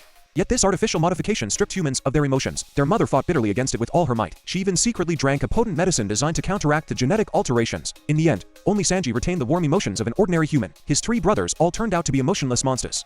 Meanwhile, his mother grew gravely weakened from the drugs and eventually passed away. Only then did Sanji realize how immense the sacrifice his mother made for him truly was. Ryu stated that she and her brothers deserved death for the lives they had taken. Therefore, she refused to leave and decided to play her part in the performance. She told Sanji that the threat against Seth at the Barati targeted the Vinsmoke family, who were slated for execution. Thus, he didn't need to worry about the safety of his biological family. He could safely leave with his true comrades and the most precious friends he would ever find. Realizing this, Sanji remembered his loyal companions waiting for him. He gathered the food prepared for Pudding and set out to find Luffy. By then, Luffy was on the verge of starving to death. He regained his strength only after eating the food Sanji brought him. Yet Sanji remained hesitant, fidgeting awkwardly with his words. Luffy landed a solid punch on Sanji, snapping him out of his hesitation. Sanji finally confessed his desperate desire to return to the Thousand Sunny. However, he remained torn over the impending murder of his family at the wedding. Luffy assured him that he would help save Sanji's family. The two finally resolved their differences and cleared the air. Meanwhile, fearing Big Mom's wrath, Opera lied about the prison break, claiming they were burned to death. Elsewhere, Chopper located Nami and Jin through the mirrors. He brought them safely into the mirror world as well. By nightfall, they managed to track down Brook. Captured by Big Mom, he had been kept closely guarded by her side. Taking advantage of the night while Big Mom slept, they endured countless hardships to finally rescue Brook. Brook immediately handed the 3 rubies of the road poneglyphs over to Nami. It turned out he had cleverly concealed the copies inside his own skull. This prevented Big Mom from discovering them, making Brook the ultimate hero. They then contacted Sanji and Luffy through a shattered fragment of a mirror. Everyone exchanged crucial intelligence. Jin told Luffy their forces were currently insufficient for a direct assault. To disrupt the wedding, they should consider forming an alliance with Capone Beach. Deja's ultimate goal in this outing was to assassinate Big Mom. Consequently, Luffy and the others went to meet Beach to plot tomorrow's outing strategy. There, they met Chiffon, the twin sister of Lola who had married Capone Beach. Chiffon spoke of Lola's past and her escape from the family. Big Mom had long been despised by the giant race. She once sought to mend relations by arranging a political marriage with the giants. The plan collapsed when Lola fled from the wedding, shattering those hopes. Big Mom tried to substitute her twin sister Chiffon instead, but the giants saw through the ruse. This only further poisoned her relationship with the giant race. Ever since that day, Big Mom began obsessed research into human gigantification. She utterly despised Lola and Chiffon, subjecting Chiffon to relentless abuse. Thus, Chiffon cared little about Beja's plot to assassinate Big Mom. After cleaning up and dressing, they began formal negotiations with Beja and Caesar. Caesar had failed to produce use the gigantification drug Big Mom demanded. Fearing execution, he chose to ally with Beach to assassinate Big Mom and escape. Deej outlined his meticulous assassination plan. They would use a weapon developed by Caesar to assassinate Big Mom during the ceremony. However, Big Mom possessed an impossibly durable body. Even a direct hit from conventional weapons would inflict 0 damage, yet an invincible Big Mom had actually suffered injuries once before.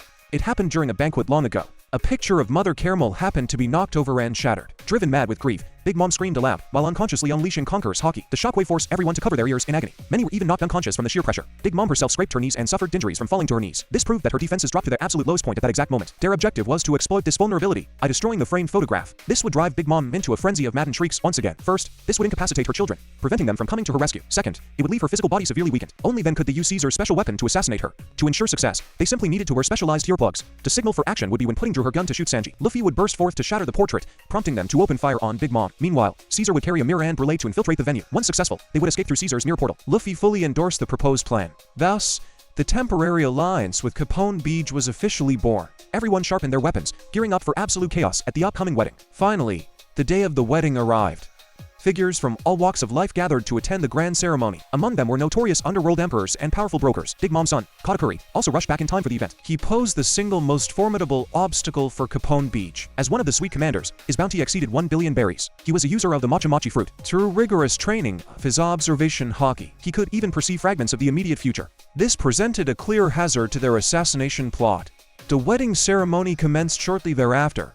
True to Big Mom's plan, Pudding bared her third eye and prepared to shoot Sanji. Yet seeing Pudding's third eye, Sanji muttered from the bottom of his heart that she was truly beautiful. This unexpected gentleness deeply touched Pudding's heart. Ever since childhood, she had suffered cruel discrimination and been branded a monster for her third eye. To shield herself from further pain, she adopted the persona of an evil, cruel Pudding. Deep down inside, however, she remained a genuinely kind-hearted girl. Hearing someone sincerely praise her beauty for the very first time struck a deep chord within her soul, shaking her resolve. Realizing Pudding was paralyzed, Katakuri stepped in to take action himself. However, Sanji effortlessly dodged his attack. At that moment, responding to the gunshot signal, Luffy sprang into action. He burst out from inside the wedding cake. Using Broly's mirror power, he created countless illusions of himself to confuse the enemy. While destroying the wedding cake, he aimed straight for Mother Caramel's portrait. Yet Katakuri anticipated the move using his foresight and intercepted him. At that critical juncture, Jin stepped in to save Luffy. Jin boldly declared to Big Mom his intention to resign from the Big Mom pirates. A furious, Big Mom resolved to extract Jinbe's soul using the power of the soul fruit. Yet Jin stood completely unfazed. Big Mom's power required the target to feel genuine terror before she could harvest their soul, declaring himself a crewmate of the future king of the pirates. Jin refused to cower before a mere Yonko. Amidst the mounting chaos, Brook slipped in unnoticed in disguise and shattered Mother Caramel's portrait. However, Big Mom failed to let out the anticipated shrieks of terror as planned. Evidently, what enraged Big Mom at that moment wasn't just the shattered photograph. Her beloved wedding cake had also been completely destroyed. The overlapping shocks left her unsure which disaster to rage over first. Consequently, their plan failed to yield the expected results. During this time, Luffy and his allies were gradually overwhelmed by Big Mom's children. Consequently, Luffy resolved to make Big Mom look at the broken picture of Mother Caramel once again. Confronted with the shattered portrait once more, suppressed memories flooded back into Big Mom's mind. A century ago, Mother Caramel was revered as a saint in Elbaf. She rescued giant pirates from the hands of the Marines. Afterward, she established the Lamb House Orphanage in the giant village of Elbaf. She took in homeless children from diverse racial backgrounds. She served as a bridge of friendship between humanity and the giants. 60 years later, -1-year-old Linlin destroyed her homeland due to her massive size. Consequently, she was sentenced to exile in the giant village of Elbaf. There, Linlin crossed paths with Mother Caramel and began living alongside the children. However, during the fasting period of the Winter Solstice Festival, Linlin succumbed to a devastating craving-induced rampaging fit. She laid waste to half of Elbaf village and took the life of a giant warrior. Only through the intervention of Mother Caramel and the powers of the soul fruit was the disaster finally halted. Following the incident, the giant race banished Linlin from their lands. Ever since, she became deeply hated by giants across the world. In truth, Mother Caramel was no saint at all, but a human trafficker colluding directly with the Marines. Whenever she found children with exceptional talent, she sold them off to the government. Recognizing Linlin's monstrous potential, she plotted to sell her to the government for a fortune. She hosted a grand birthday celebration for Linlin, intending to hand her over to the Marines once the party ended. During the banquet, Linlin devoured mountains of delicious croquembouche puffs. She wept tears of joy as she consumed vast quantities of food. Her vision blurred with tears as she ate. Only after devouring every single croquembouche tower did she finally calm down. She looked up to find that Mother Caramel and all the children had vanished completely. Left behind on the ground were nothing more than scattered piles of children's clothes. Strewn across the floor, this entire tragedy was witnessed by Stroyson. He was a user of the cook fruit, capable of transmuting any material substance into edible food. Determined to build the peaceful world of equality Mother Caramel dreamed of, Linlin partnered with Storson and embarked on a life of piracy. She also inherited the soul-manipulating powers of Mother Caramel's fruit. Though still a child, Linlin steadily built a fearsome reputation. This marked the founding era of the Big Mom Pirates. Confronted with the shattered portrait of Mother Caramel, a devastated Big Mom lost control and unleashed a deafening shriek. Seizing the moment, Capone Beach launched his weaponry directly, Big Mom. To their horror, the attack was completely obliterated by her sonic roar. Realizing the assassination failed, they scrambled to flee for their lives. However, the mirror brought by Caesar was shattered by Big Mom's deafening scream. This left the Elite assassination force in utter despair. Meanwhile, Big Mom's children launched a coordinated sweep against the Alliance and the Vinsmoke family. The Vinsmokes were quickly subdued by Big Mom's son, Perospero. Watching his family capture, Vinsmoke Judge wept as his North Blue dream dissolved. Conversely, his sons, stripped of human emotion, smiled indifferently in the face of death. It was a bitterly ironic scene. Fortunately, Sanji and his allies intervened in time to rescue the Vinsmokes. Donning their raid suits, the Vinsmoke family joined the fight, covering everyone so they could retreat into Capone Beij's fortress form. Regaining her senses, Big Mom launched a relentless assault. Though sturdy, Beij's Big Father fortress could not withstand Big Mom's assault indefinitely. Damage sustained by the fortress directly transferred to Capone Beij's physical body. Realizing he could not hold out much longer, they faced imminent destruction. Volunteering to buy time, the Vinsmoke family stepped forward to hold off the enemy. Caesar used his flight ability to carry, reverted Beij away from danger. Everyone else managed to escape safely inside Beij's body. During the fierce battle, however, Ryu found herself in mortal danger. Luffy and Sanji leapt forward simultaneously to rescue Ryu. Activating Gear 4th, Luffy attempted to challenge Big Mom directly. His attacks, however, failed to inflict any damage on her. Meanwhile, the Vinsmokes, Caesar, and Beij were all captured, with the Allied forces on the brink of total annihilation. To broker, King Giddleson opportunistically stole the Tamada Bako box. He was shot and wounded by Stussy, disguised as the Queen of the Pleasure District. Giddleson collapsed, sending the Tamada Bako tumbling down the side of Whole Cake Chateau, packed densely with explosives. The box detonated upon impact. The monumental blast tilted and collapsed the entire chateau. Amidst the chaos, the Vinsmokes, Caesar, and Beij took flight into the sky and escaped. Big Mom and her children plunged downward from the collapsing structure, facing certain death from the fall. Storson used his powers to transmute a falling castle into soft cream. This miraculous save spared the lives of the entire crew. Meanwhile, Luffy and his crew managed to slip away from the danger zone. However, they remained trapped deep within Big Mom's territory. True safety required them to flee Toto Land entirely. Thus, Luffy's crew parted ways with Capone Beach to begin their separate escapes. Recollecting the destruction of her wedding cake, Big Mom succumbed once more to a rampaging craving fit. Perospero lied that a backup wedding cake existed and had been stolen by the Straw Hats. This deception redirected Big Mom to hunt down the Straw Hats. Riding atop her homie Zeus, Big Mom quickly closed the distance on Luffy's group to stop Big Mom in her tracks.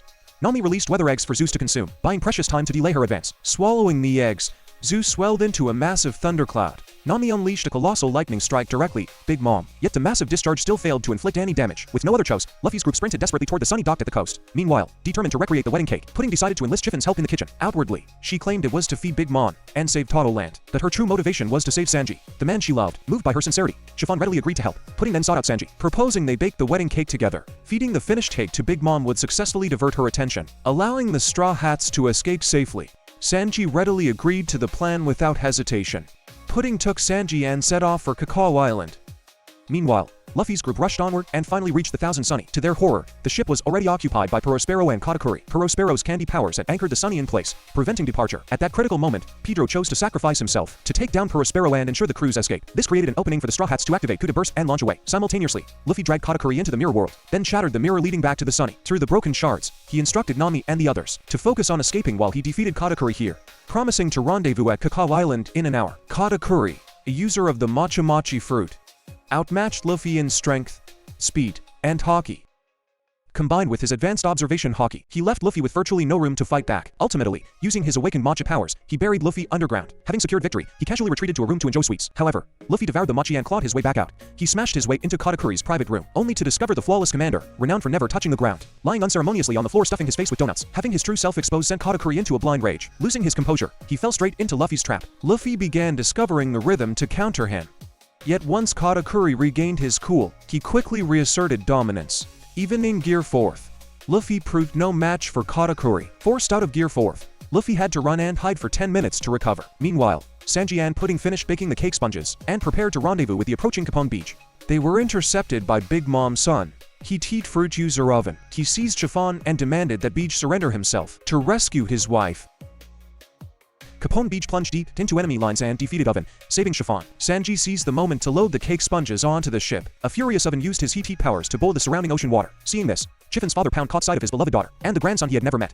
He risked his life to interfere with Oven so they could escape, though he met a tragic end himself. Afterward, Sanji completed the cake's final frosting aboard Beige's ship. Meanwhile, Prospero had survived, using his candy powers to help Big Mom pursue the Thousand Sunny. Summoning towering waves, Big Mom threatened to swallow the ship whole. As the ship's helmsman, Jin displayed his masterclass skills, navigating the ocean currents to escape the destructive waves. Yet they were immediately intercepted from the front by Big Mom's son, Deifuku. At that exact moment, under the light of the full moon, Kara transformed into the Mink tribe's legendary combat state, known exclusively during a full moon as the Sulon form. Her speed and power surged exponentially. Yet this transformation demanded a heavy toll on her lifespan. After cutting through the enemy fleet ahead of them, Brook swooped in to rescue Carrot. Just then, Big Mom closed the distance once more, leaping straight onto the Thousand Sunny. They faced an unprecedented crisis. As Big Mom raised her weapon to smash the ship, Jin unleashed a powerful blow that knocked her clean off the deck. He declared that failing to protect the Sunny would betray the profound trust Luffy placed in him. Yet an unrelenting Big Mom pressed her attack. Nami once again fed weather eggs to Zeus, unleashing a massive lightning strike to check Big Mom's advance. Seizing the opening, they widened the distance from her once more. In the process, Nami successfully captured Zeus, reducing the powerful homie to her personal servant. Fleeing desperately from Big Mom's pursuit, they soon rendezvoused with Capone Beach carrying the wedding cake. Deej took the cake can lured Big Mom away, while Sanji and Pudding took a brief moment to head toward Cacao Island to meet Luffy coming out of the mirror world. He honors Luffy's profound trust. Big Mom presses her relentless attack. Nami feeds Zeus a weather egg. Lightning strikes stall Big Mom. They widen the gap once more. Nami captures Zeus successfully. Zeus becomes her loyal servant. They flee desperately from Big Mom. They rendezvous with Beige's wedding cake. Deej lures Big Mom away with cake. Sanji and Pudding head for Cacao Island. They await Mirror World Luffy. While waiting for Luffy, Sanji and Pudding shared a final kiss, after which Pudding used her Memo fruit powers to sever Sanji's memory of that precious moment. She ran away, hiding in a corner to weep in secret. The lovely bride lost her heart within a wedding woven of deceit, yet fate barred her from staying by the one she cherished. A tragedy that leaves one sighing with quiet sorrow. Meanwhile, deep within the mirror world, Luffy reclaimed his Hoke and renewed his fierce clash with Katakuri. Katakuri's overwhelming might still pinned Luffy down completely, but the struggle awakened Luffy's haki, helping it grow. He began to catch brief, fleeting glimpses of the future. Realizing this, Katakuri resolved to end the fight swiftly, unleashing a devastating Macha thrust that grievously wounded him. Katakuri had grown to respect Luffy's rising strength, but felt disgusted when an outside distraction broke the rhythm. Enraged to find his sister Flant interfering from the shadows, he drove a trident into his own body to restore honor to the duel, and bared his fangs to scold her, only to face her harsh insults and threats. Memories awoke of how his scarred mouth brought mockery in his youth, driving him to cloak his face ever since behind a concealing scarf. Yet now, ignoring her vile taunts entirely, he joined Luffy in unleashing Conqueror's haki to knock the onlookers cold. Then Katakuri openly acknowledged Luffy's true prowess, stepping forward to resume their solitary duel.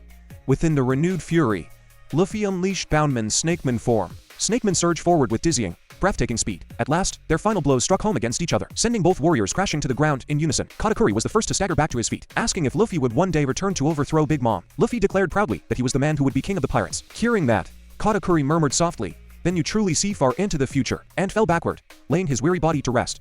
Victory belonged to Luffy at last, earned alongside a deep respect for his formidable rival. Before departing, he gently pulled his hat down to shield Katakuri's mouth. Soon after, Luffy crossed paths with Pecoms, who sought to fulfill Pedro's dying wish by rescuing Luffy and spiriting him out of the mirror world. Yet the Big Mom pirates surrounded them on every side, until Sanji emerged to carve a path of rescue. Even so, the overwhelming enemy forces intercepted their escape. Just in the nick of time, the Germa forces arrived. The Vinsmoke siblings swept in to pluck Luffy and Sanji from danger, spiriting them clear of the encircling foes, and guiding them safely back to the Thousand Sunny. The Sunny resumed its desperate flight across the waves. Elsewhere, Big Mom finally tasted the wedding cake baked by Capone Beach. Deej sacrificed his own pirate ship to serve as a decoy. Sustained by the cake, Big Mom recovered her senses, and renewed her relentless pursuit of the Straw Hats. Once more, the crew found themselves trapped by the Big Mom pirates, leaving the Sunny unable to break the ironclad encirclement. It seemed all their desperate efforts would vanish into nothingness. Then the Sun Pirates and the sea monster from Fishman Island arrived to aid them, forming a living rampart of flesh and bone, to bar the gap between the Straw Hats and Big Mom's armada, ensuring Luffy and his crew could escape unharmed. Seeing his former crewmates plunge into peril for his sake,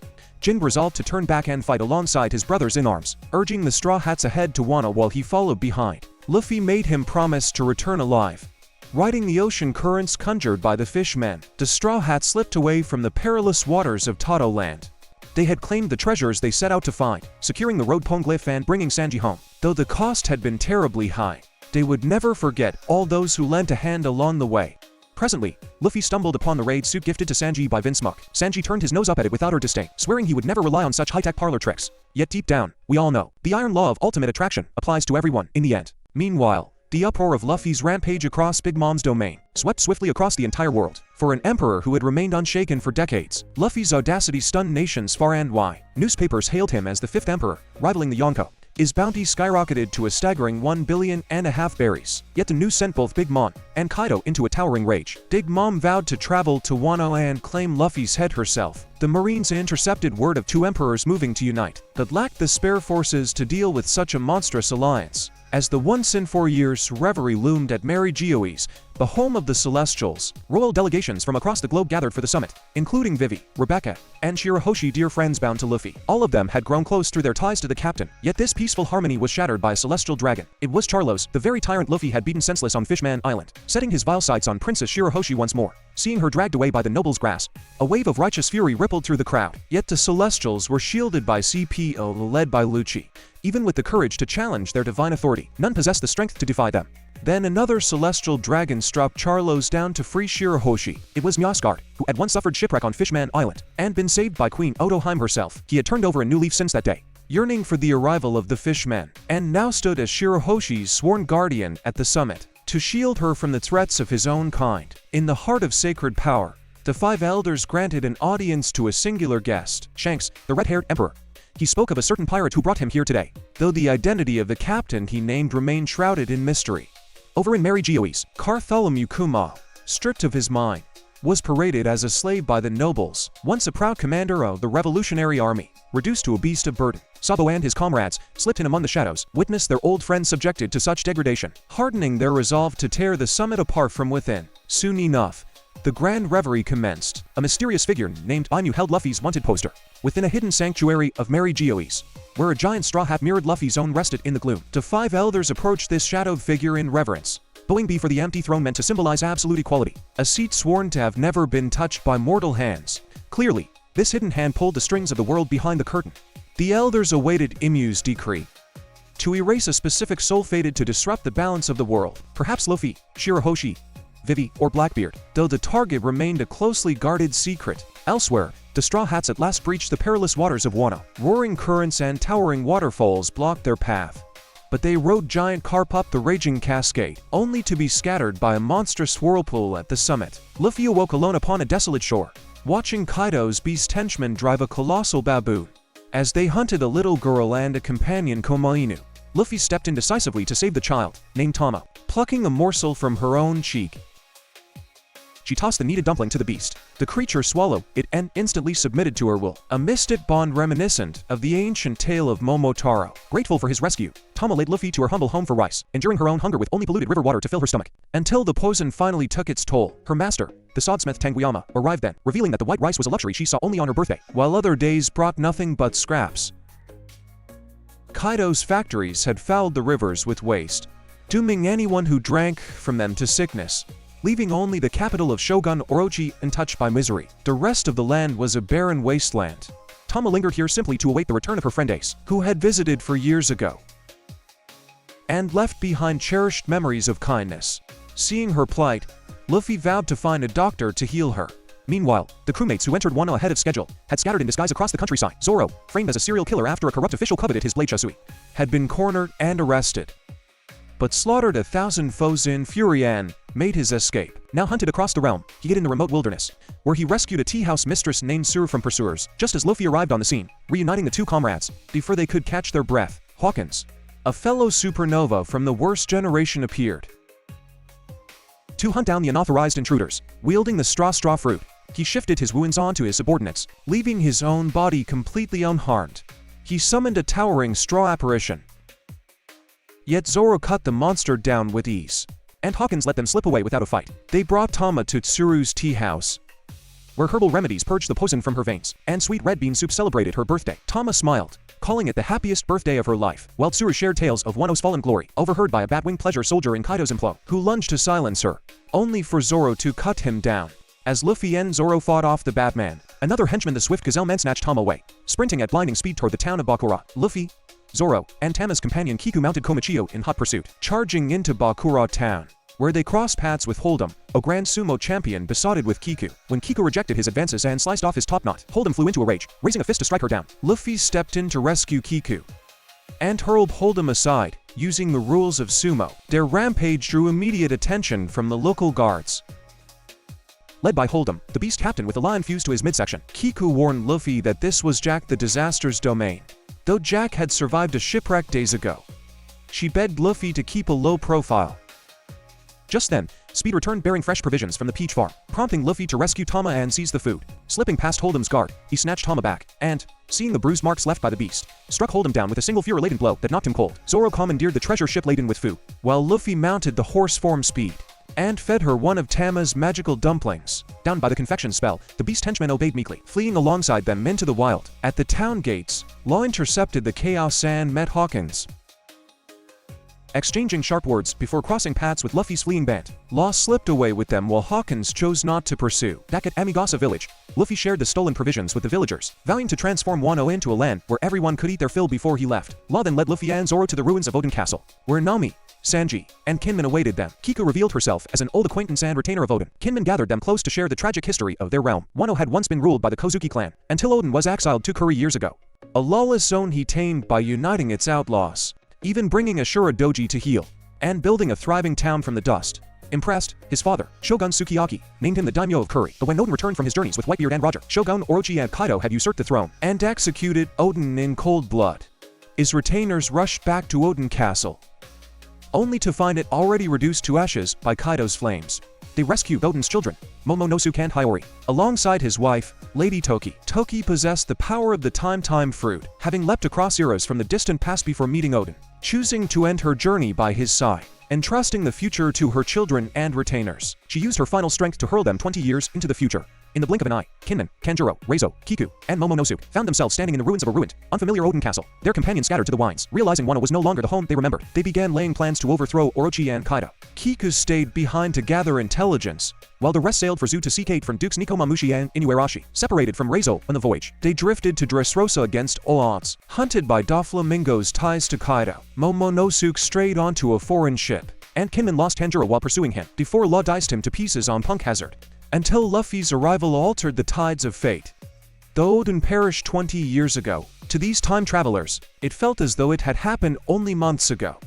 Kinman's plan targeted the Fire Festival 2 weeks hence, to raid Kaido's fortress on Onigashima, striking when Orochi's officials and Kaido's army gathered in drunken revelry to rally the rebel forces across Wano. Kinman distributed secret tokens bearing a crescent moon symbol to those marked with the sign of rebellion. Meanwhile, the other Straw Hats laid careful preparations. Frankie sought out the architect who built Kaido's mansion for blueprints. Robin took up geisha training to slip into Orochi's inner circle. Brook used his spectral arts to gather provisions. Nami wielded weather arts akin to ninjutsu, and Sanji used his culinary skills to win the hearts of the populace. They also introduced their guy, Shinobu, a true Kanochi of Wano. To secure victory, they also needed to find Odin's 3 missing retainers, Kawamatsu, Denjiro, and Ashura Doji. Finding them would turn the tide of the battle. Meanwhile, in Bakura Town, Shudenmaru the bandit leader plundered the food Luffy had distributed, drawing out Jack in a clash of blades. Shudenmaru easily drew blood from Jack, proving his formidable prowess. Suddenly, a massive dragon descended from the skies. Kaido transformed in scale and claw. Spotting the dragon from afar, Luffy raced back to the ruins in alarm. Down in the town, a drunken Kaido ignored Shudenmaru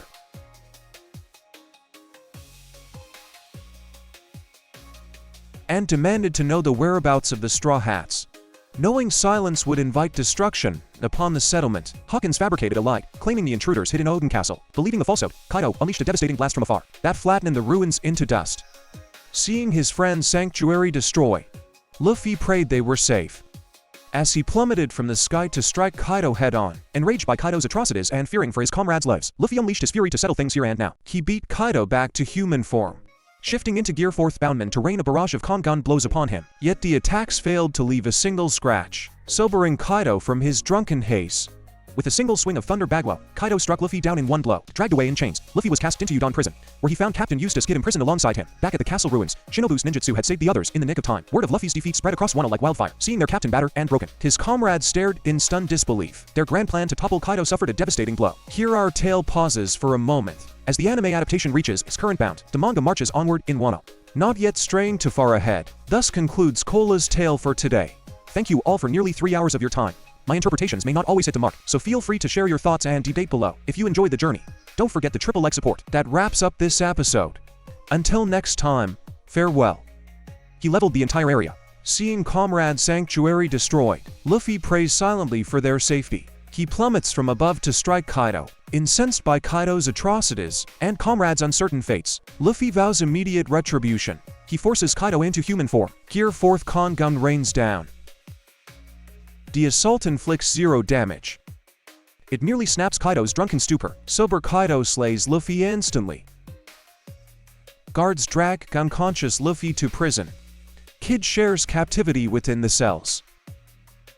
Shinobu's jutsu saved the castle allies. News of Luffy's defeat spreads nationwide.